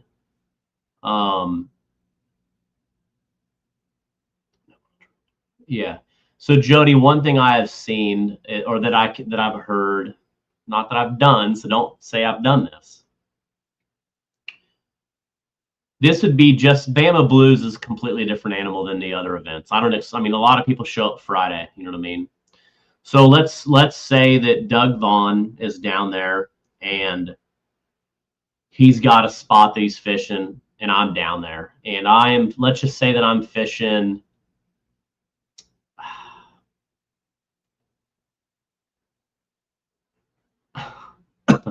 Let's say that I'm fishing a shallow or a ledge by Decatur, whatever, and it's really hot, and I'm on him Friday, and I'm on him on Thursday, and I know that's where I'm going to be. Well, Alex, man, I've got my spot. They've been there Tuesday, they've been there Wednesday, Thursday. I do a quick run. They're there. I'm not even going to. Friday. I'm good, but Friday, you know what I'm going to do? I want to take a buddy out. Me and Tom are going to go out, and we are going to rock some world on this spot right here. So we just absolutely knock them dead Friday in a spot that I'm not going to fish because I already know where I'm going to fish. I got plenty of bait, but I don't want to just hang out. So I'm going to just knock them dead right out here outside of Decatur, out of the boat ramp. That's kind of what that stops. And I have seen that.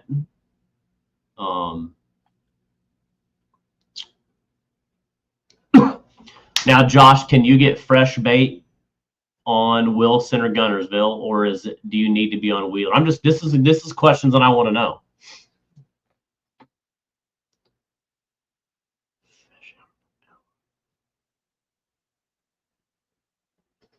So Jody, kind of give me your thoughts on that. I mean, again, this is just something I'm just throwing around. I mean, a lot of people want to, yeah, but I'm just saying nuke plant, let's just say though that the elk is on or something, and I just go out there and fun fish. I mean, I didn't go out Friday. I could have went out Friday and fished myself, but I don't feel like that's right, me going out there and sore lip and fish. You know what I mean?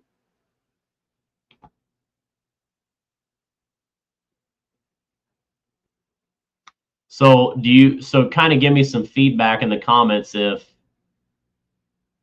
do you do more? I'm sure anywhere, but bait was thick on Wheeler from the elk down on big gizzards. So Josh, here's a good question. What about, can you get bait in the morning?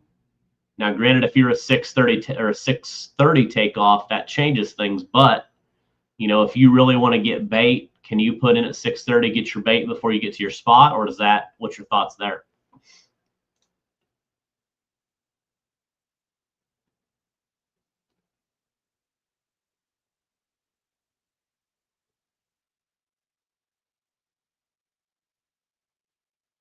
The bait on that lake was crazy while we were out taking pictures. It was unreal.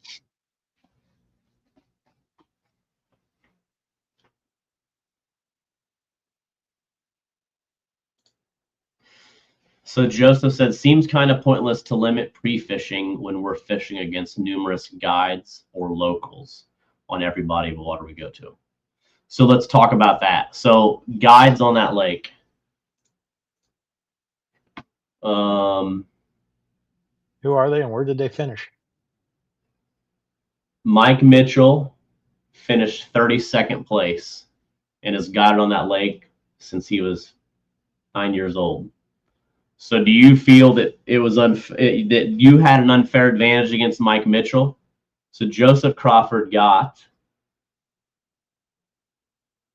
He got 7th checked. place against Mike Mitchell. He got 32nd. Bill and Cindy White, locals, got 33rd place. Justin Freaky only catches 100-pound fish, 36th place. Jason Hamilton, guide, 40th place. Jeff Helm, local, 44th place. Randy Welcher, local, 47th place. Terry Haraway, local, 53rd place. J.R. Hall probably threw 100 pounds back. No, J.R. Hall didn't. So I'm not a big fan of that statement when you're fishing against guides or locals. Whatever reason, being a local usually doesn't help. And you look at the top again. I mean, Joseph, 7th place from Northern Illinois. Eddie Henney, 6th place, Kansas. So I'm not a big fan of that statement, in my opinion.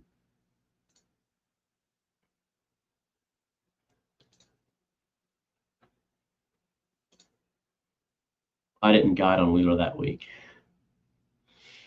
I had 40 pounds.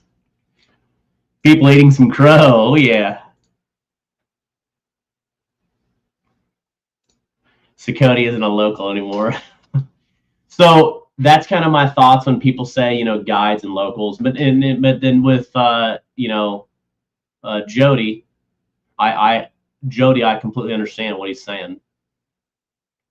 You know, I'm not sure. I just feel like if I'm spending $1,000 and I can't find fish, I'm struggling Thursday. I sure would like Friday to help me find fish.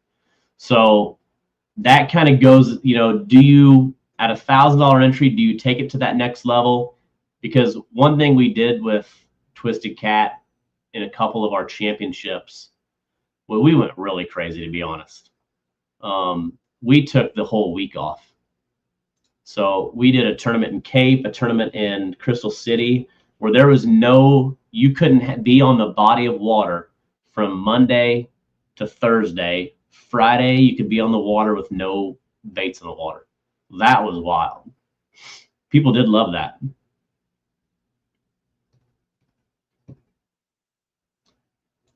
So Jody would need to be Friday. So maybe we could do like a pink slip for Jody Bevan so he could find fish on Friday.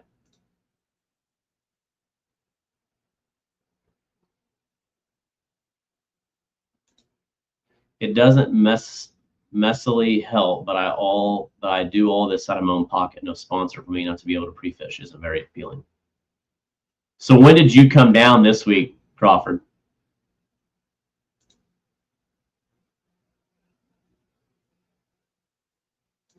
Yeah, we could just do no baits in the water.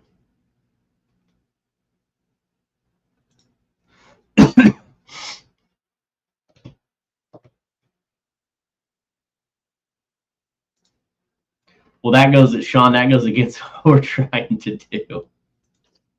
So Jody, would you be cool with this? No hooks in the water. You can only scan, take all rods out of the boat. Obviously, that have to be the lie detector. And JR, this brings up a good point. We gotta, hopefully I want to catch somebody, doing something. I got to figure out what is the penalty. Let's say that I catch somebody Friday fishing. Do you ban them for 12 months? Ban them for life?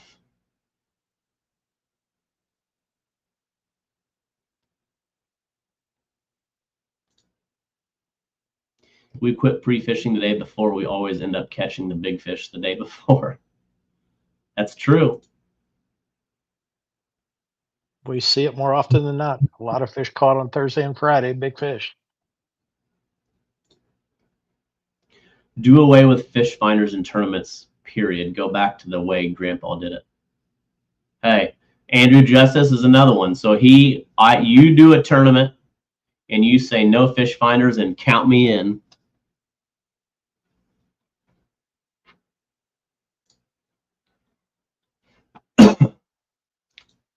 $100 per boat on Friday. I think, again, I mean, I'm not against that, but it puts fishing back into play. Well, Crawford, then you got to step up your game, but whatever you did, you got 7th place. That ain't too bad.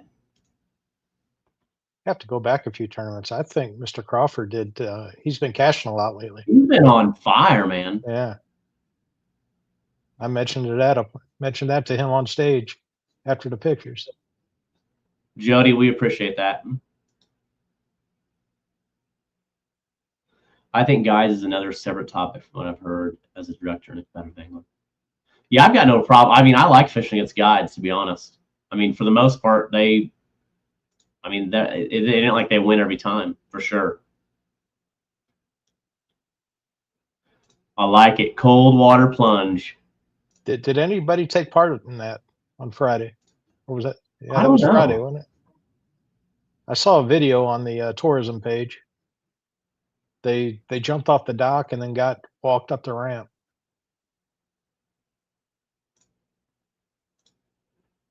JR, that might eliminate half the field. I don't know that they can catch their own bait. Guides don't make the fish bite. Just ask Mike Mitchell.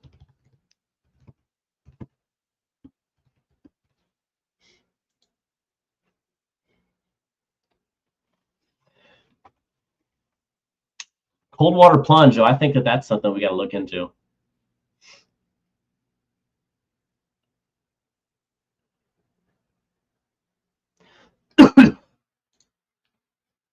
We did no pre-fishing. Kevin was on the water the previous week for a tournament, and before that was probably a couple months that Kevin was on the water on Wheeler. Yeah, I mean, it's tough. I mean, I've caught some really big fish. Some of my biggest fish have been at the Sea Arc tournament the couple days prior. I mean, I fish hard Friday just because, you know, I'm down there for the whole week, but exactly. The whole point is who is the best on that body of water that given day. I have ice water in my veins. Hey, I'm telling you, I really want to see. I'd like to see Mike. What if we do this? Maybe I had a guide in the tournament, but he sucked it up. We draw a random person out of the tournament, and they got to do a cold water plunge.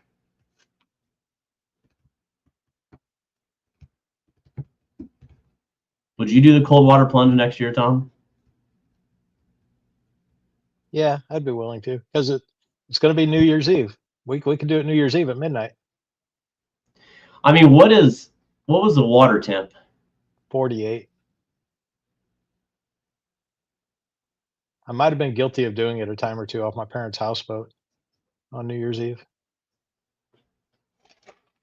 And the water was probably colder than 48 degrees up here. Maybe we could do it for a cause or something. Donate to the youth prize fund. Maybe $10 and it go to like St. Jude, just something cool. We can make it something kind of fun. That'd be kind of cool.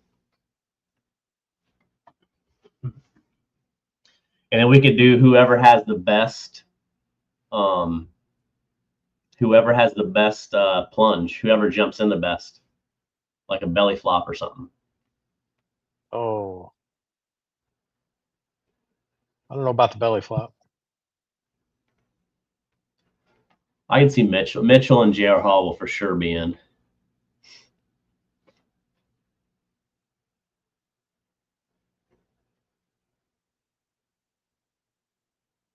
Oh, come on, Bud. We try to collect a small group. Whoever finished last in our group, we like. That's actually pretty cool. We could do some little side bets, and then they got to do it after the weigh-in or something.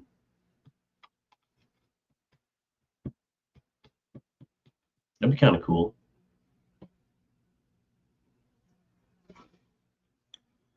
So yeah, so we'll confirm the date, January 2nd.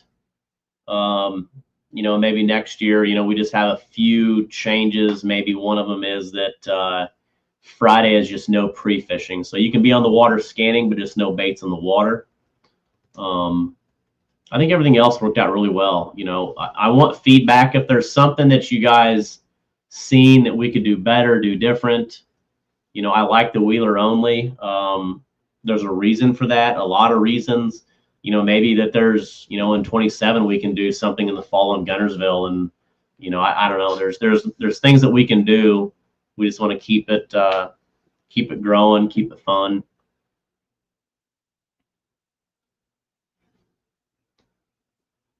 And my goal for next year is to get Tom and at least Mike Mitchell to do the plunge. I'll do the plunge with you. How about that?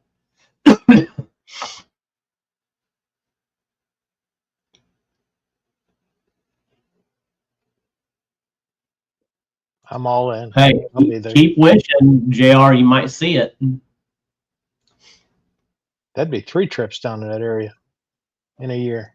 Parking in groups. I like the way y'all did the parking in groups. Wasn't a cluster. Yeah, I think parking went really, really good. Like I said, there was only, when we got to the last 25, 75 through 100, those people, I mean, most of them were in zero hurry at all.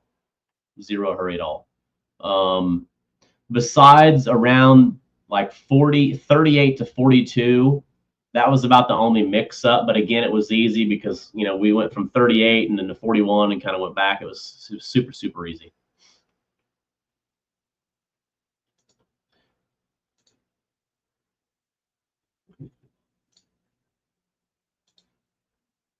Yes, more vendors. We will have some sweet Bama Blue merch next year. We'll have a lot of stuff next year.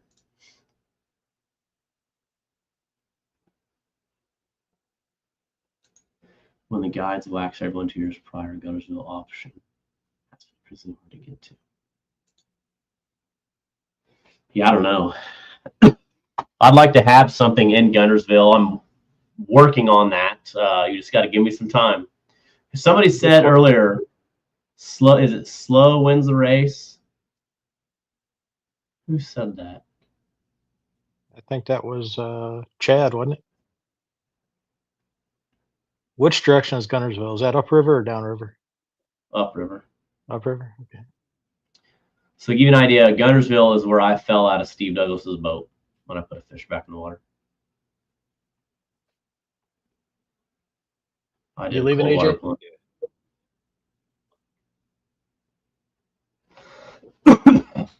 AJ's going to work. Going to work.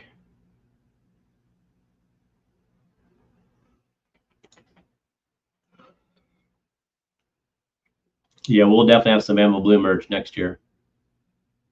Yeah, Vanover, I am not getting. I promise you this: if I fell in the water in Louisiana, I wouldn't even get wet. That's how fast I'd be out of the water.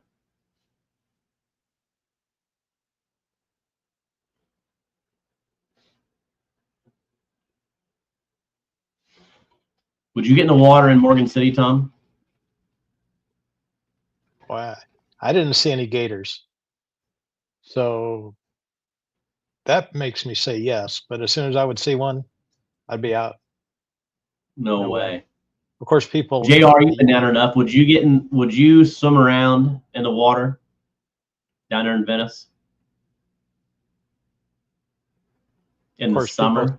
People think I'm nuts that I'll say I'll go into Mississippi anytime. So I'm telling you, I went down. We went down. Liz and I went to Morgan City and after Vicksburg, end of July, and all we caught were sharks. And every time we caught a shark, we had an alligator follow it to the boat. Yeah, once I'd see that, I'd be done. I'm out.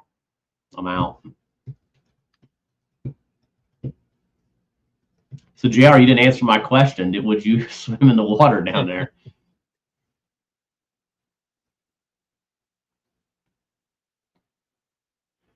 JT asks, I agree. I have no clue if that's a joke that those people build those, but there are slides and diving boards on docks in Morgan City. Absolutely not. If there's diving boards, it's got to be safe. Yeah, I don't care. I seen somebody in Venice that they were swimming in that little Venice marina in the summer, and I thought, I mean, all those cleaning stations, you can't tell me that there's not sharks and gators and stuff in there. In the back, I'm telling you, if I fell in the water, I'd fall and hit an alligator in the head. It's just my luck. Sharks, gators, and bacteria. Yeah, that's so. When Liz and I went to Morgan City the weekend, or a couple days after Vicksburg, end of July. We did a live from there. The water temp in Lake Paylord was 94 degrees. I mean, there's just nothing that sounds appetizing. 94-degree water, the shark, I just no. Yeah, not happening.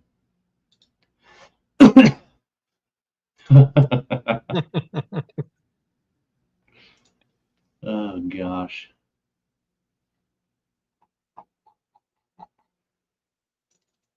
Yes, overall, Bama Blues was awesome. Our next event again, January 31st, Garland, Texas, Lake Ray Hubbard. Make sure you get registered. Boat numbers matter. February 20th and 21st, Friday, Saturday, the Twisted Cat Outdoors Fishing Expo in Memphis, Tennessee. Follow the page. There's a lot coming out with that. We'll have the host hotel information this week and the map. March, we've got the Sea Arc Owners Crappie Invitational at Lake Narbonne. And then March 28th, we have the Alton Catfish Classic. And I think I said we're at 54 boats. And then we're just, like I said, we're working on May. I got to call Mike and get his blessing to do May 9th, maybe. We're working on it. So all you Texas people, start promoting the tournament down there for us. Let's see if we can we get had those numbers up. 45 boats our first year. That was a really good tournament first year. So boat numbers matter. So imagine how we did Bama Blues will be very similar to how we're going to do Ray Hubbard. So obviously we'll have boats 1 through 25, boat 1, 2, 3, and then you can leave that parking lot, go to any public ramp to put in, and then they'll wait 10 minutes. It'll take us, when we don't have to put any boats in the water right there where we do takeoff, it'll take about 3 minutes, 4 minutes to get everybody, that first group out, and they'll wait 6 minutes to release the next 25. Yeah, everybody will be gone in 20 minutes down there. Yeah. Well, 30 if you wait. That's an awesome weigh-in too at that Bass Pro parking lot. You got all the restaurants, the Holiday Inn. The Holiday Inn is the host hotel. They've got parking. But yeah, I mean, it was a really, really good event. I thought there was a decent amount of spectators down there. There was a lot. Even the mayor, I think, came actually, didn't he? Or one of the councilmen? I know there was someone from the city there. I think what was cool is seeing people from just going to Bass Pro to shop coming over and checking it out for the first time. Yep.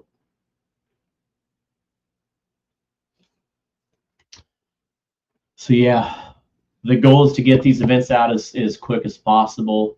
And yeah, like I said, it's going to be a good year. We're super excited. It's just we wish we could get things out faster. It's just trying to get Savannah, New Matter to kind of get some of them dates dialed in, and then we're going to rock and roll. But August 29th, again, Perryville, Missouri. Tom, how do you kind of describe Perryville? I mean, we used to go to Cape. Cape was a great event. We never could get the spectators down at the boat ramp. So now in Perryville, which Perryville is literally just 30 miles upriver, beautiful town. What's your thoughts of that tournament? I love the town, the small town down there, and it's literally a town square. So they've got, I don't know if it's a courthouse in the middle or their city hall. And with us set up there, there's restaurants nearby. You can actually, there's a few Airbnbs where you could literally not drive all weekend if you stayed there. But yeah, the crowd shows up. Good food, a lot of good people. And I don't know if they're going to do a car show this year or not, but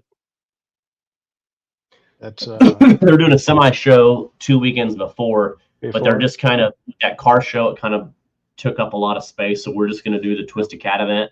We'll have the captain's meeting, at that same place. That was super fun. Boat numbers will matter there too. Registration will matter there too. So, but August 29th, Perryville, Missouri, we'll get that date out. We'll start to open up registration as quick as we can on each event. Like I said, boat numbers will matter. And I We'll look at the believe, rules, all that stuff. Adam, I believe there are receptacles behind the hotel, off Yes, the there Bass is. Pro parking lot. Let me pull up. I'll show you how cool that is. I started using Google Earth, Tom. I don't know if that's the best one, but my maps that I did for the Bama Blues. They turned out really nice. I I use that. I was that. looking at them. Like I said, I got up at 4. I was in the parking lot by 4:15 or 4:20, and I started looking to see where certain people were going to be at, because I missed some of the anglers at the meeting, saying hi to them and everything, and found Mr. Joe Lunsford. He was like, "I'm still sick. Stay away." So Yeah, I feel so bad for Joe being sick. he was in bad shape. He is. So here is Lake Ray Hubbard, Garland, Texas. So if you're looking at, there's Fort Worth, Dallas. Oh gosh, there's downtown Dallas. It's just right up. Oh, I've lost it. There's a lot of lakes around there. There's a lot of lakes. Let me try that again. Okay. There it is. Boom. Okay. So there's the lake right there. Nice big lake. So right here is where everything goes. Bass Pro Shops. They have an awesome little setup, especially when you look out their window there to the dock. I'm not sure these docks are still here, are they? Doesn't it show like what year this was? Bottom right, it might have the year. I don't recall seeing them last year. So here's how we did it. This is what makes this tournament pretty cool. So right here is Holiday Inn, Host Hotel. Here, they built this lot for boats. So all this is this is a gate to get in, and then you can park in here to charge your boat. You can also park back here. There's people charging their boat. But let's say that you come to fish this tournament, you stay at the Holiday Inn, which you don't have to stay at the Holiday Inn. It's just what we recommend, the Host Hotel. Then you've got 3 restaurants. There might be 4 here now. How do I look at the?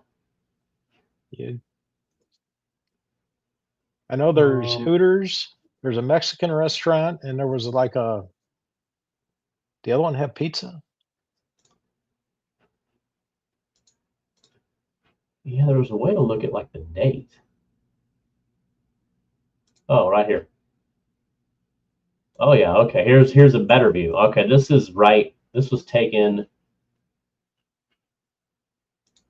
November 13th, 2025. So you've got, here is, I think, Hooters, a big pizza place, a Mexican restaurant, and then like what do you call those, like buffets where they bring you? Oh, Brazilian Steakhouse. All right here. How cool is that? So you can literally stay at the Holiday Inn. Here's your parking. Walk to these restaurants. Here's Bass Pro. We're going to do the weigh-in. If you can see my mouse, this is where the weigh-in is, right in this area. So we'll come here in the morning. I might have, boats 1 through 25 over here in this lot, 26 through 50 over here, and then that's how we'll take off. And you just got to be back at a certain time. One of the ramps will be, here's one of the ramps right here just across the road. Another ramp that we used was this marina. I can't remember the name of it offhand, but you can use any public launch on the lake. You just got to be back to this Bass Pro parking lot. And we had a ton of spectators. You're right. We had a ton of spectators. So it was a really, really good event. Parking is yes, we don't have security, but there's a lot of security going on in this whole area. I mean, you got boats out at Bass Pro. We've had no issues. We leave the trailer down there. To be honest, it's set up for tournaments. I mean, it's really set up for tournaments. Now we still bring in Corey Miller to haul fish. just to make sure the weigh-in goes smooth, because it's just really no good way for us to get the fish back. We can kind of utilize this. It just makes it tough right here. I know Central Texas did some stuff that we're going to chat with them about, but this is a cool tournament. If you've not been to Texas, if you've not fished an event on Texas, this is a pretty cool area. It is a pretty big lake too. Lake Ray Hubbard.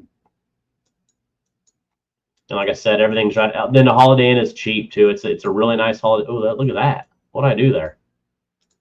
Oh, I went into 3D. 3D That's mode, weird. yeah. See, you don't even need your drone. Yeah. So that's a little bit of what that looks like. And yes, there is receptacles to charge boats. We can ever consider at what we're at in Georgia, Walter. We're at in Georgia. Where at in Georgia?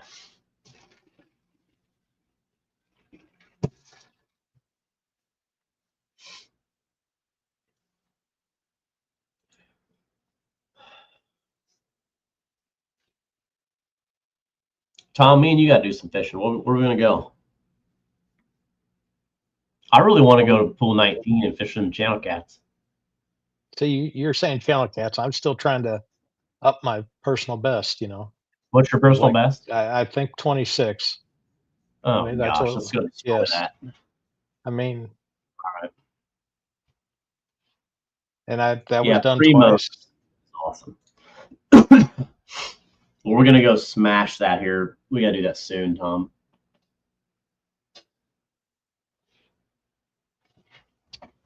Do you remember the weights last year in Texas? No, I don't. Not at all. Okay. How do you find that out, Tom? Let's see if you know. Do you go to twistedcatoutdoors.com? Okay. Go Then to what? Tournaments 2025. Lake Ray Hubbard. If Alex Can't hasn't be messed that the link up, if Alex hasn't messed the links up yet, you're good. It can't be that easy, can it?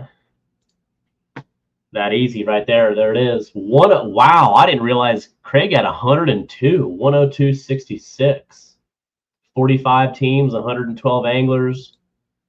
Total weight 2,125 pounds.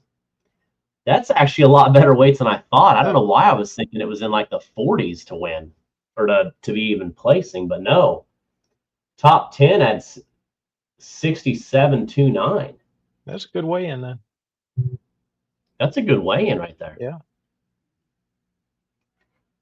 Let's see what some of them locals did. Brian and Coy, Monty Bond, 20th place. Cutter, 25th. Brian, 36. JT, Coy. Craig Norris won the tournament. Never been on that lake. Never been on that lake. Did you hear me, Tom? Oh, yeah. Never been on that lake and won the tournament. I'm looking at the results there on the TV as you're showing them. Pretty good. Like I said, I mean, 102, 79, 78, 76, 73, 72, 71. So good weigh-in. A lot of fish caught. Now that's a 5 fish. That's 2 over 3 under there. Okay. I can't remember. Somebody help me with the Texas laws. Too many of these states are so different. Texas is maybe 30 or something.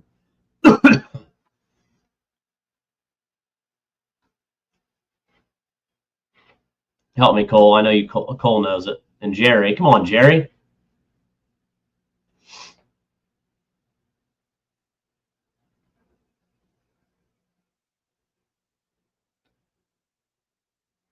Two over 30 and 3 under. Okay. 2 over 30 and 3 under. And that is that going to be for flatheads this year also? I don't know if that was the case last year. Yeah, so we just keep it. So for example, hopefully people realize this, but at Bama Blues, it's a 3 fish limit 2 over, 1 under. Doesn't matter if it's a blue, channel, flathead. It's 2 over, 1 under. This tournament down there is 2 over, 3 under. Doesn't matter species. We just keep it simple. 2 over, 3 under. So Rupert, hopefully that answered your question. 2 over, 3 under. Very impressive. Chad, are you going to see us in Texas? And no live scope, right? And no live scope. So live scope was another change. So some of the quick changes, I guess, to, you know, if you're following Twisted Cat this year, that you've followed it for so long, not that no live scope is not a big change. It is for some people maybe, but you can't use live scope day of tournament, number one. Number two, there's 0 registrations Saturday mornings. There's no more registrations on Saturday mornings. Registrations stop. We will take cash Friday night, and you can register online.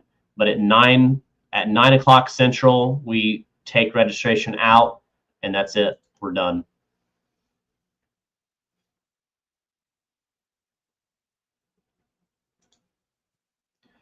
Texas is lake specific. A lot of waterways with catfish. Yep. There's entry 17 with Chad. Sign 20 or double or nothing. Yeah. No, you'll get your signed 20, and then I'll do another signed 20, Adam.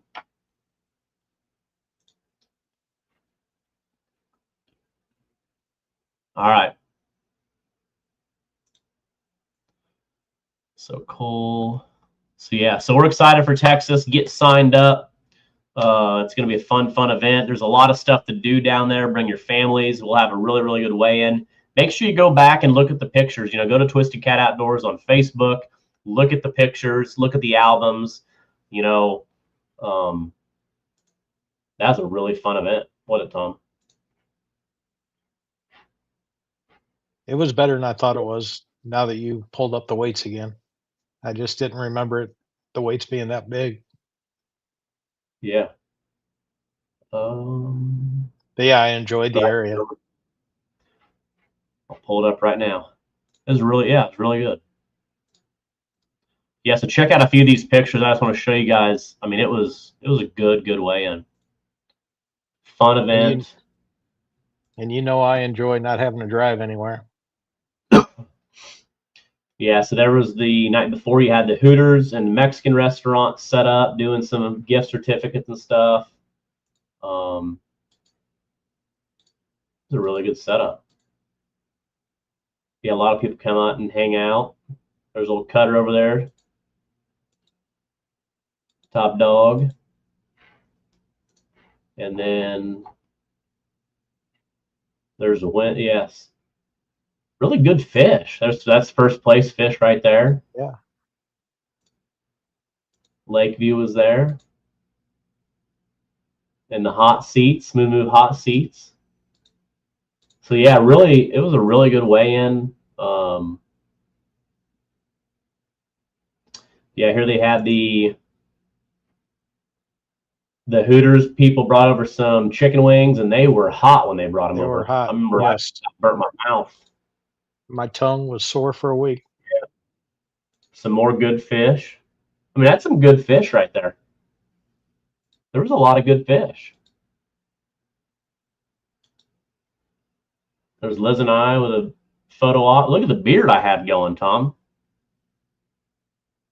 Is that part of the...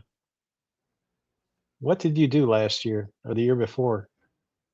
I don't know why I'm growing a beard like that, but was that you recovering from the mustache? Yeah, maybe. Yeah, I'll tell you what. Now I'm looking at it, there's a lot of good fish.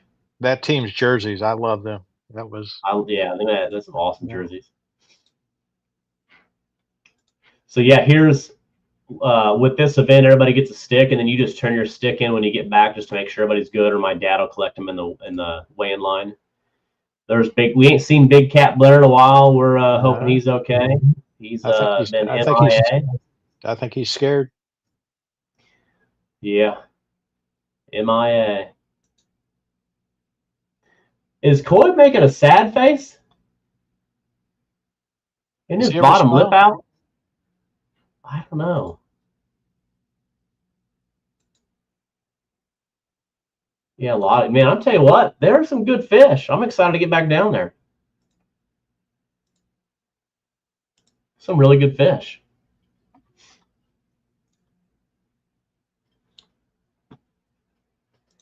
Billy soon, coming out soon. Keep an eye on the Facebook page. Make sure you follow everything, all the new posts. They're going to come out. They're going to come out with a vengeance, Tom. They're going to just smack you right in the face.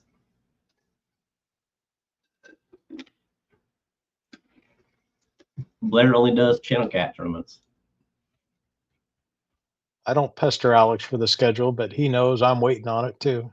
So trust me, I'm waiting on it. I want it to be done so bad. Get my time put in at work. Make sure I get those weekends off. Yeah. Yeah, make sure you're February 20th and 21st in Memphis is going to be an awesome show. Really excited about that. Right after Garland. So we got a lot coming up. It's going to be a super fun year. Hope everybody joins us. And if you haven't fished Twisted Cat or been a part of it, give us a shot. Come hang out. Even if you don't want to fish it, just come hang out, watch the weigh-in, help out. Like I said, we got a good crew. It's been a lot of fun over the years, and it just continues to grow. And, we're always looking for those new places. I know that, where did he say? Walter said Clarks Hill, Sinclair, or Oconee or something like that. But, yeah, we're looking. Now that I have more time, I need to fish Louisiana events. You got plenty of time. Jeremy needs to come up to Alton. You need to come to Alton, man. That's a good fishery. Lake Texoma, that's definitely on the list. I see so many people mention that lake. I'm interested to go see it now. Yeah, we're working on it. Like I said, by 2027, you're going to see some pretty unique things with Twisted Cat. Can't talk a lot about it yet, but if you're following things now in 26 and you really follow along, you're going to see a lot of some big things coming. We did the fireworks were pretty big, right? They were huge. They were huge. Big deal. They were what? They were huge. Them fireworks. Huge. Yes. Yeah. Oh, Fudd. Fudd must be done pouting. He came back. Oh, I didn't. Fudd, I love you. And yeah, hopefully we can do some 1v1s. Maybe we can get Mike back out there, Mike against Jackson or something. We just want to do some fun things like that too throughout the year. We'll have hopefully a little bit more time to do that and be able to travel some to get that done. But we want to do some fun events and if there's some time like on a weekend that I'm home and I can find 4 boats just to go out and I've done that with some other tournaments and that was pretty fun. It's just I got to get some people with some excitement to be a part of that and kind of maybe me and Tom can MC those events, whether out there those 4 boats fishing against each other. That'd be fun, wouldn't it? That would be like really interesting to put 4 boats out, put us in a boat and go around and where we could have them on live also, but we could also be streaming live. Run the whole, yeah, and show them from outside their boat. Yeah, that would be cool. So, and then people that have Starlink, obviously Starlink right now is still the #1 deal. So plane tickets to New Orleans is cheap. Yeah, so I think a plane ticket, we had to get some for November. Now, granted, that was one way. I don't know if that's cheap or not. It was I think it was $320 for Liz to fly down. I think when I looked for round trip, it was going to be about $450 each, or for round trip to St. Louis. Yeah, I mean it's not bad of a drive. You know what I mean? The drive, yeah, I don't know, the drive is rough. I mean, you got to be. I think that I've got a since I got a CDL background of driving for 14 years. Like the drive doesn't bother me. I can get a bunch of work done, be on the phone, get some stuff rolling.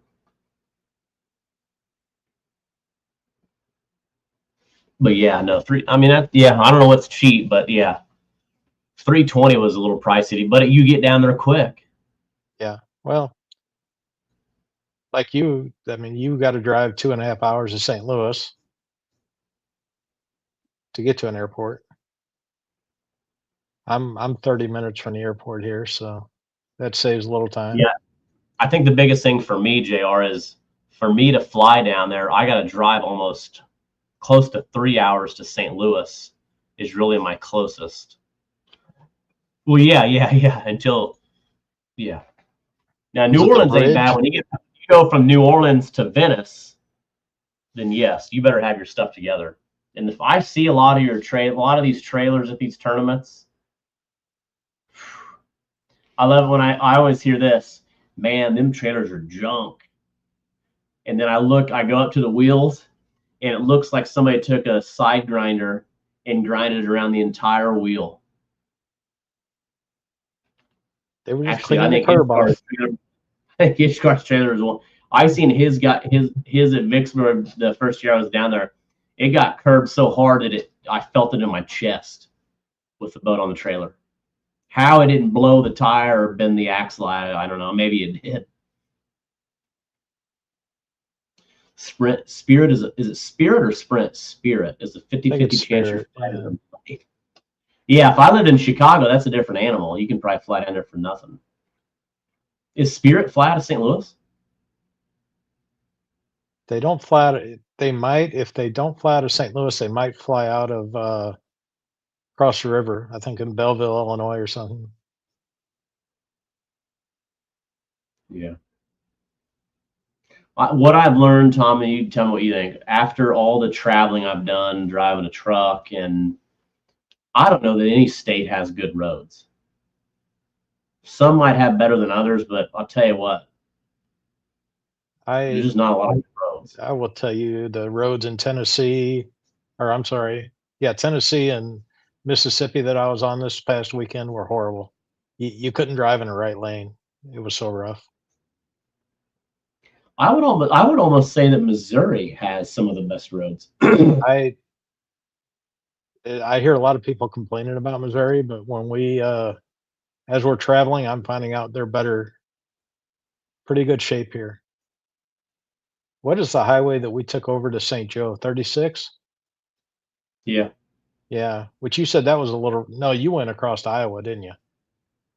To get No, I went across. I went 36 also. 36. Yeah, that was smooth for us. But yeah, Yeah, I'd that say short, Missouri, with all my traveling, Missouri is going to win for the best roads. and we got a lot of construction going on. They're adding a third lane all the way across the state on Highway 70. So from Wentzville all the way to Kansas City, they're adding another lane each direction. Yeah, Richard said Tennessee roads are brutal. I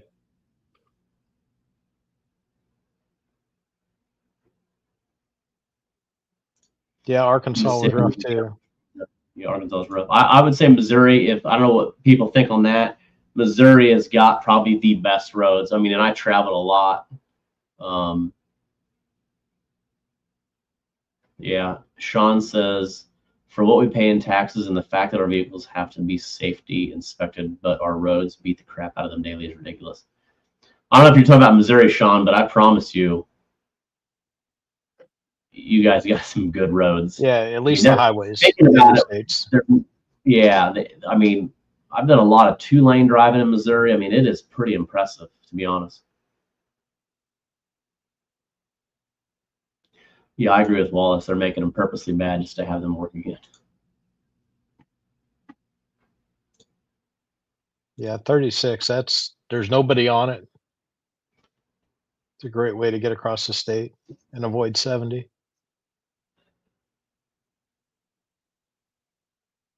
I guess Liz isn't going to join us again. I think she said Yeah, pizza's about ready. Well, no, I've been on some roads in North Dakota storm chasing before, Jeff. What's North Dakota like? I think it's worse than the Tennessee and Mississippi. A lot of they use the oil and gravel, the fine pea gravel up there. Last time I was in North Dakota, I think it was around 2015, storm chasing, and I stopped and got gas, and they actually put my credit card in a slider. They didn't have electronic readers for the credit card.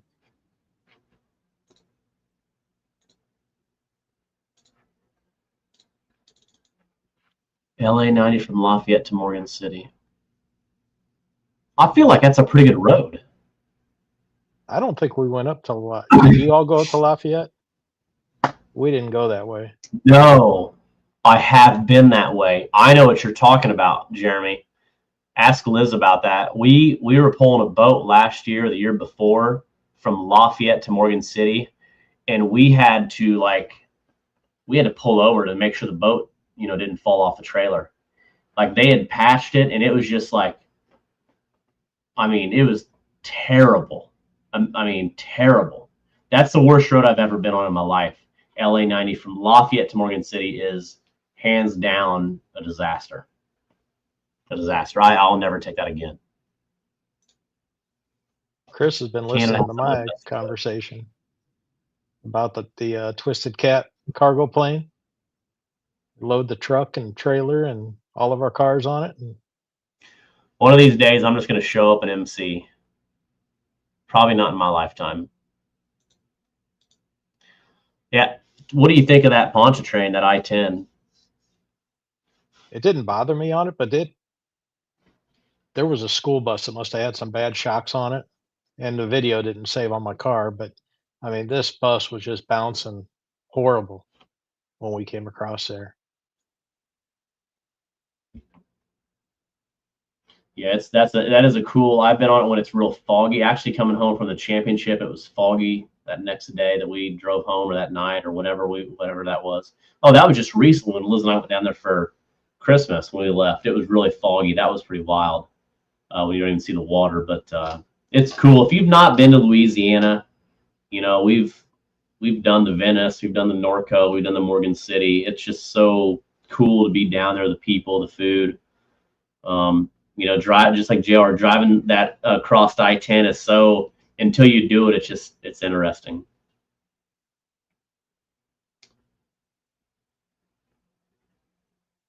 The I-10 on the, I wonder if I-10 is how you go to Morgan City, but I don't know.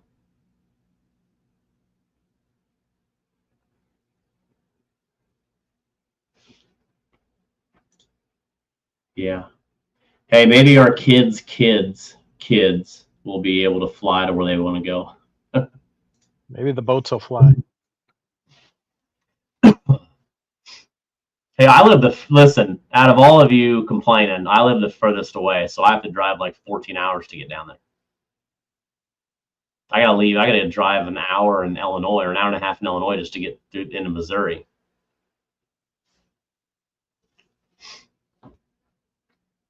Yeah, I don't know where the best spot is to live for the tournament trail, and I know the trail changes every year, but I feel like we're kind of in the middle of it all here, just west of St. Louis. Yeah, I think St. Louis is like that's like the mecca where to live for. I mean, you can you're close to everything. You can go west, north. You just got a lot of interstates that you can really get to places quick.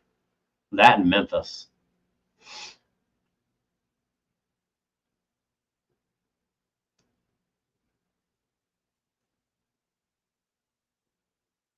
Exactly, JR. There's nothing in between that. All right, almost in 2.5 hours, Tom. It feels like we just got on here. I need to get to bed. I got to get up at 4:30.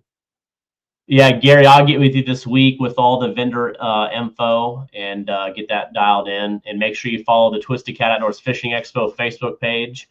And send us some messages on Facebook. Comment on this post if there's a place you're dying to see Twisted Cat, or if there's some things you want to see. If you have some suggestions, We listen. So shoot us a message, shoot us a text.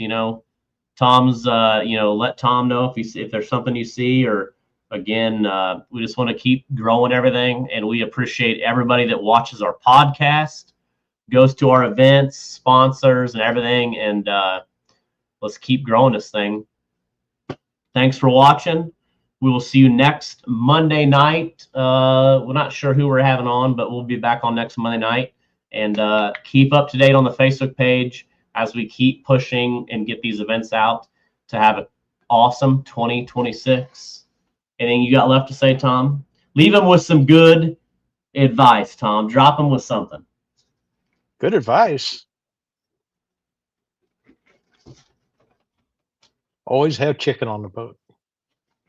That's Always good take advice. chicken. Listen, Kirk Lucky would agree 100%. Always take chicken. I'm going to go off here on a sidetrack, but how do you like that picture of him from the tournament with his dog? It's a great picture. Yeah, I saw that one and I was like, I gotta capture that moment. So No, that all was right. a great picture. No. Yeah, the pictures were We'll awesome. Like I said, it was an awesome event, and thank you. Yeah. We'll see everybody later. See everybody in Texas. In Texas and Garland. All right. Peace. We're out. See y'all.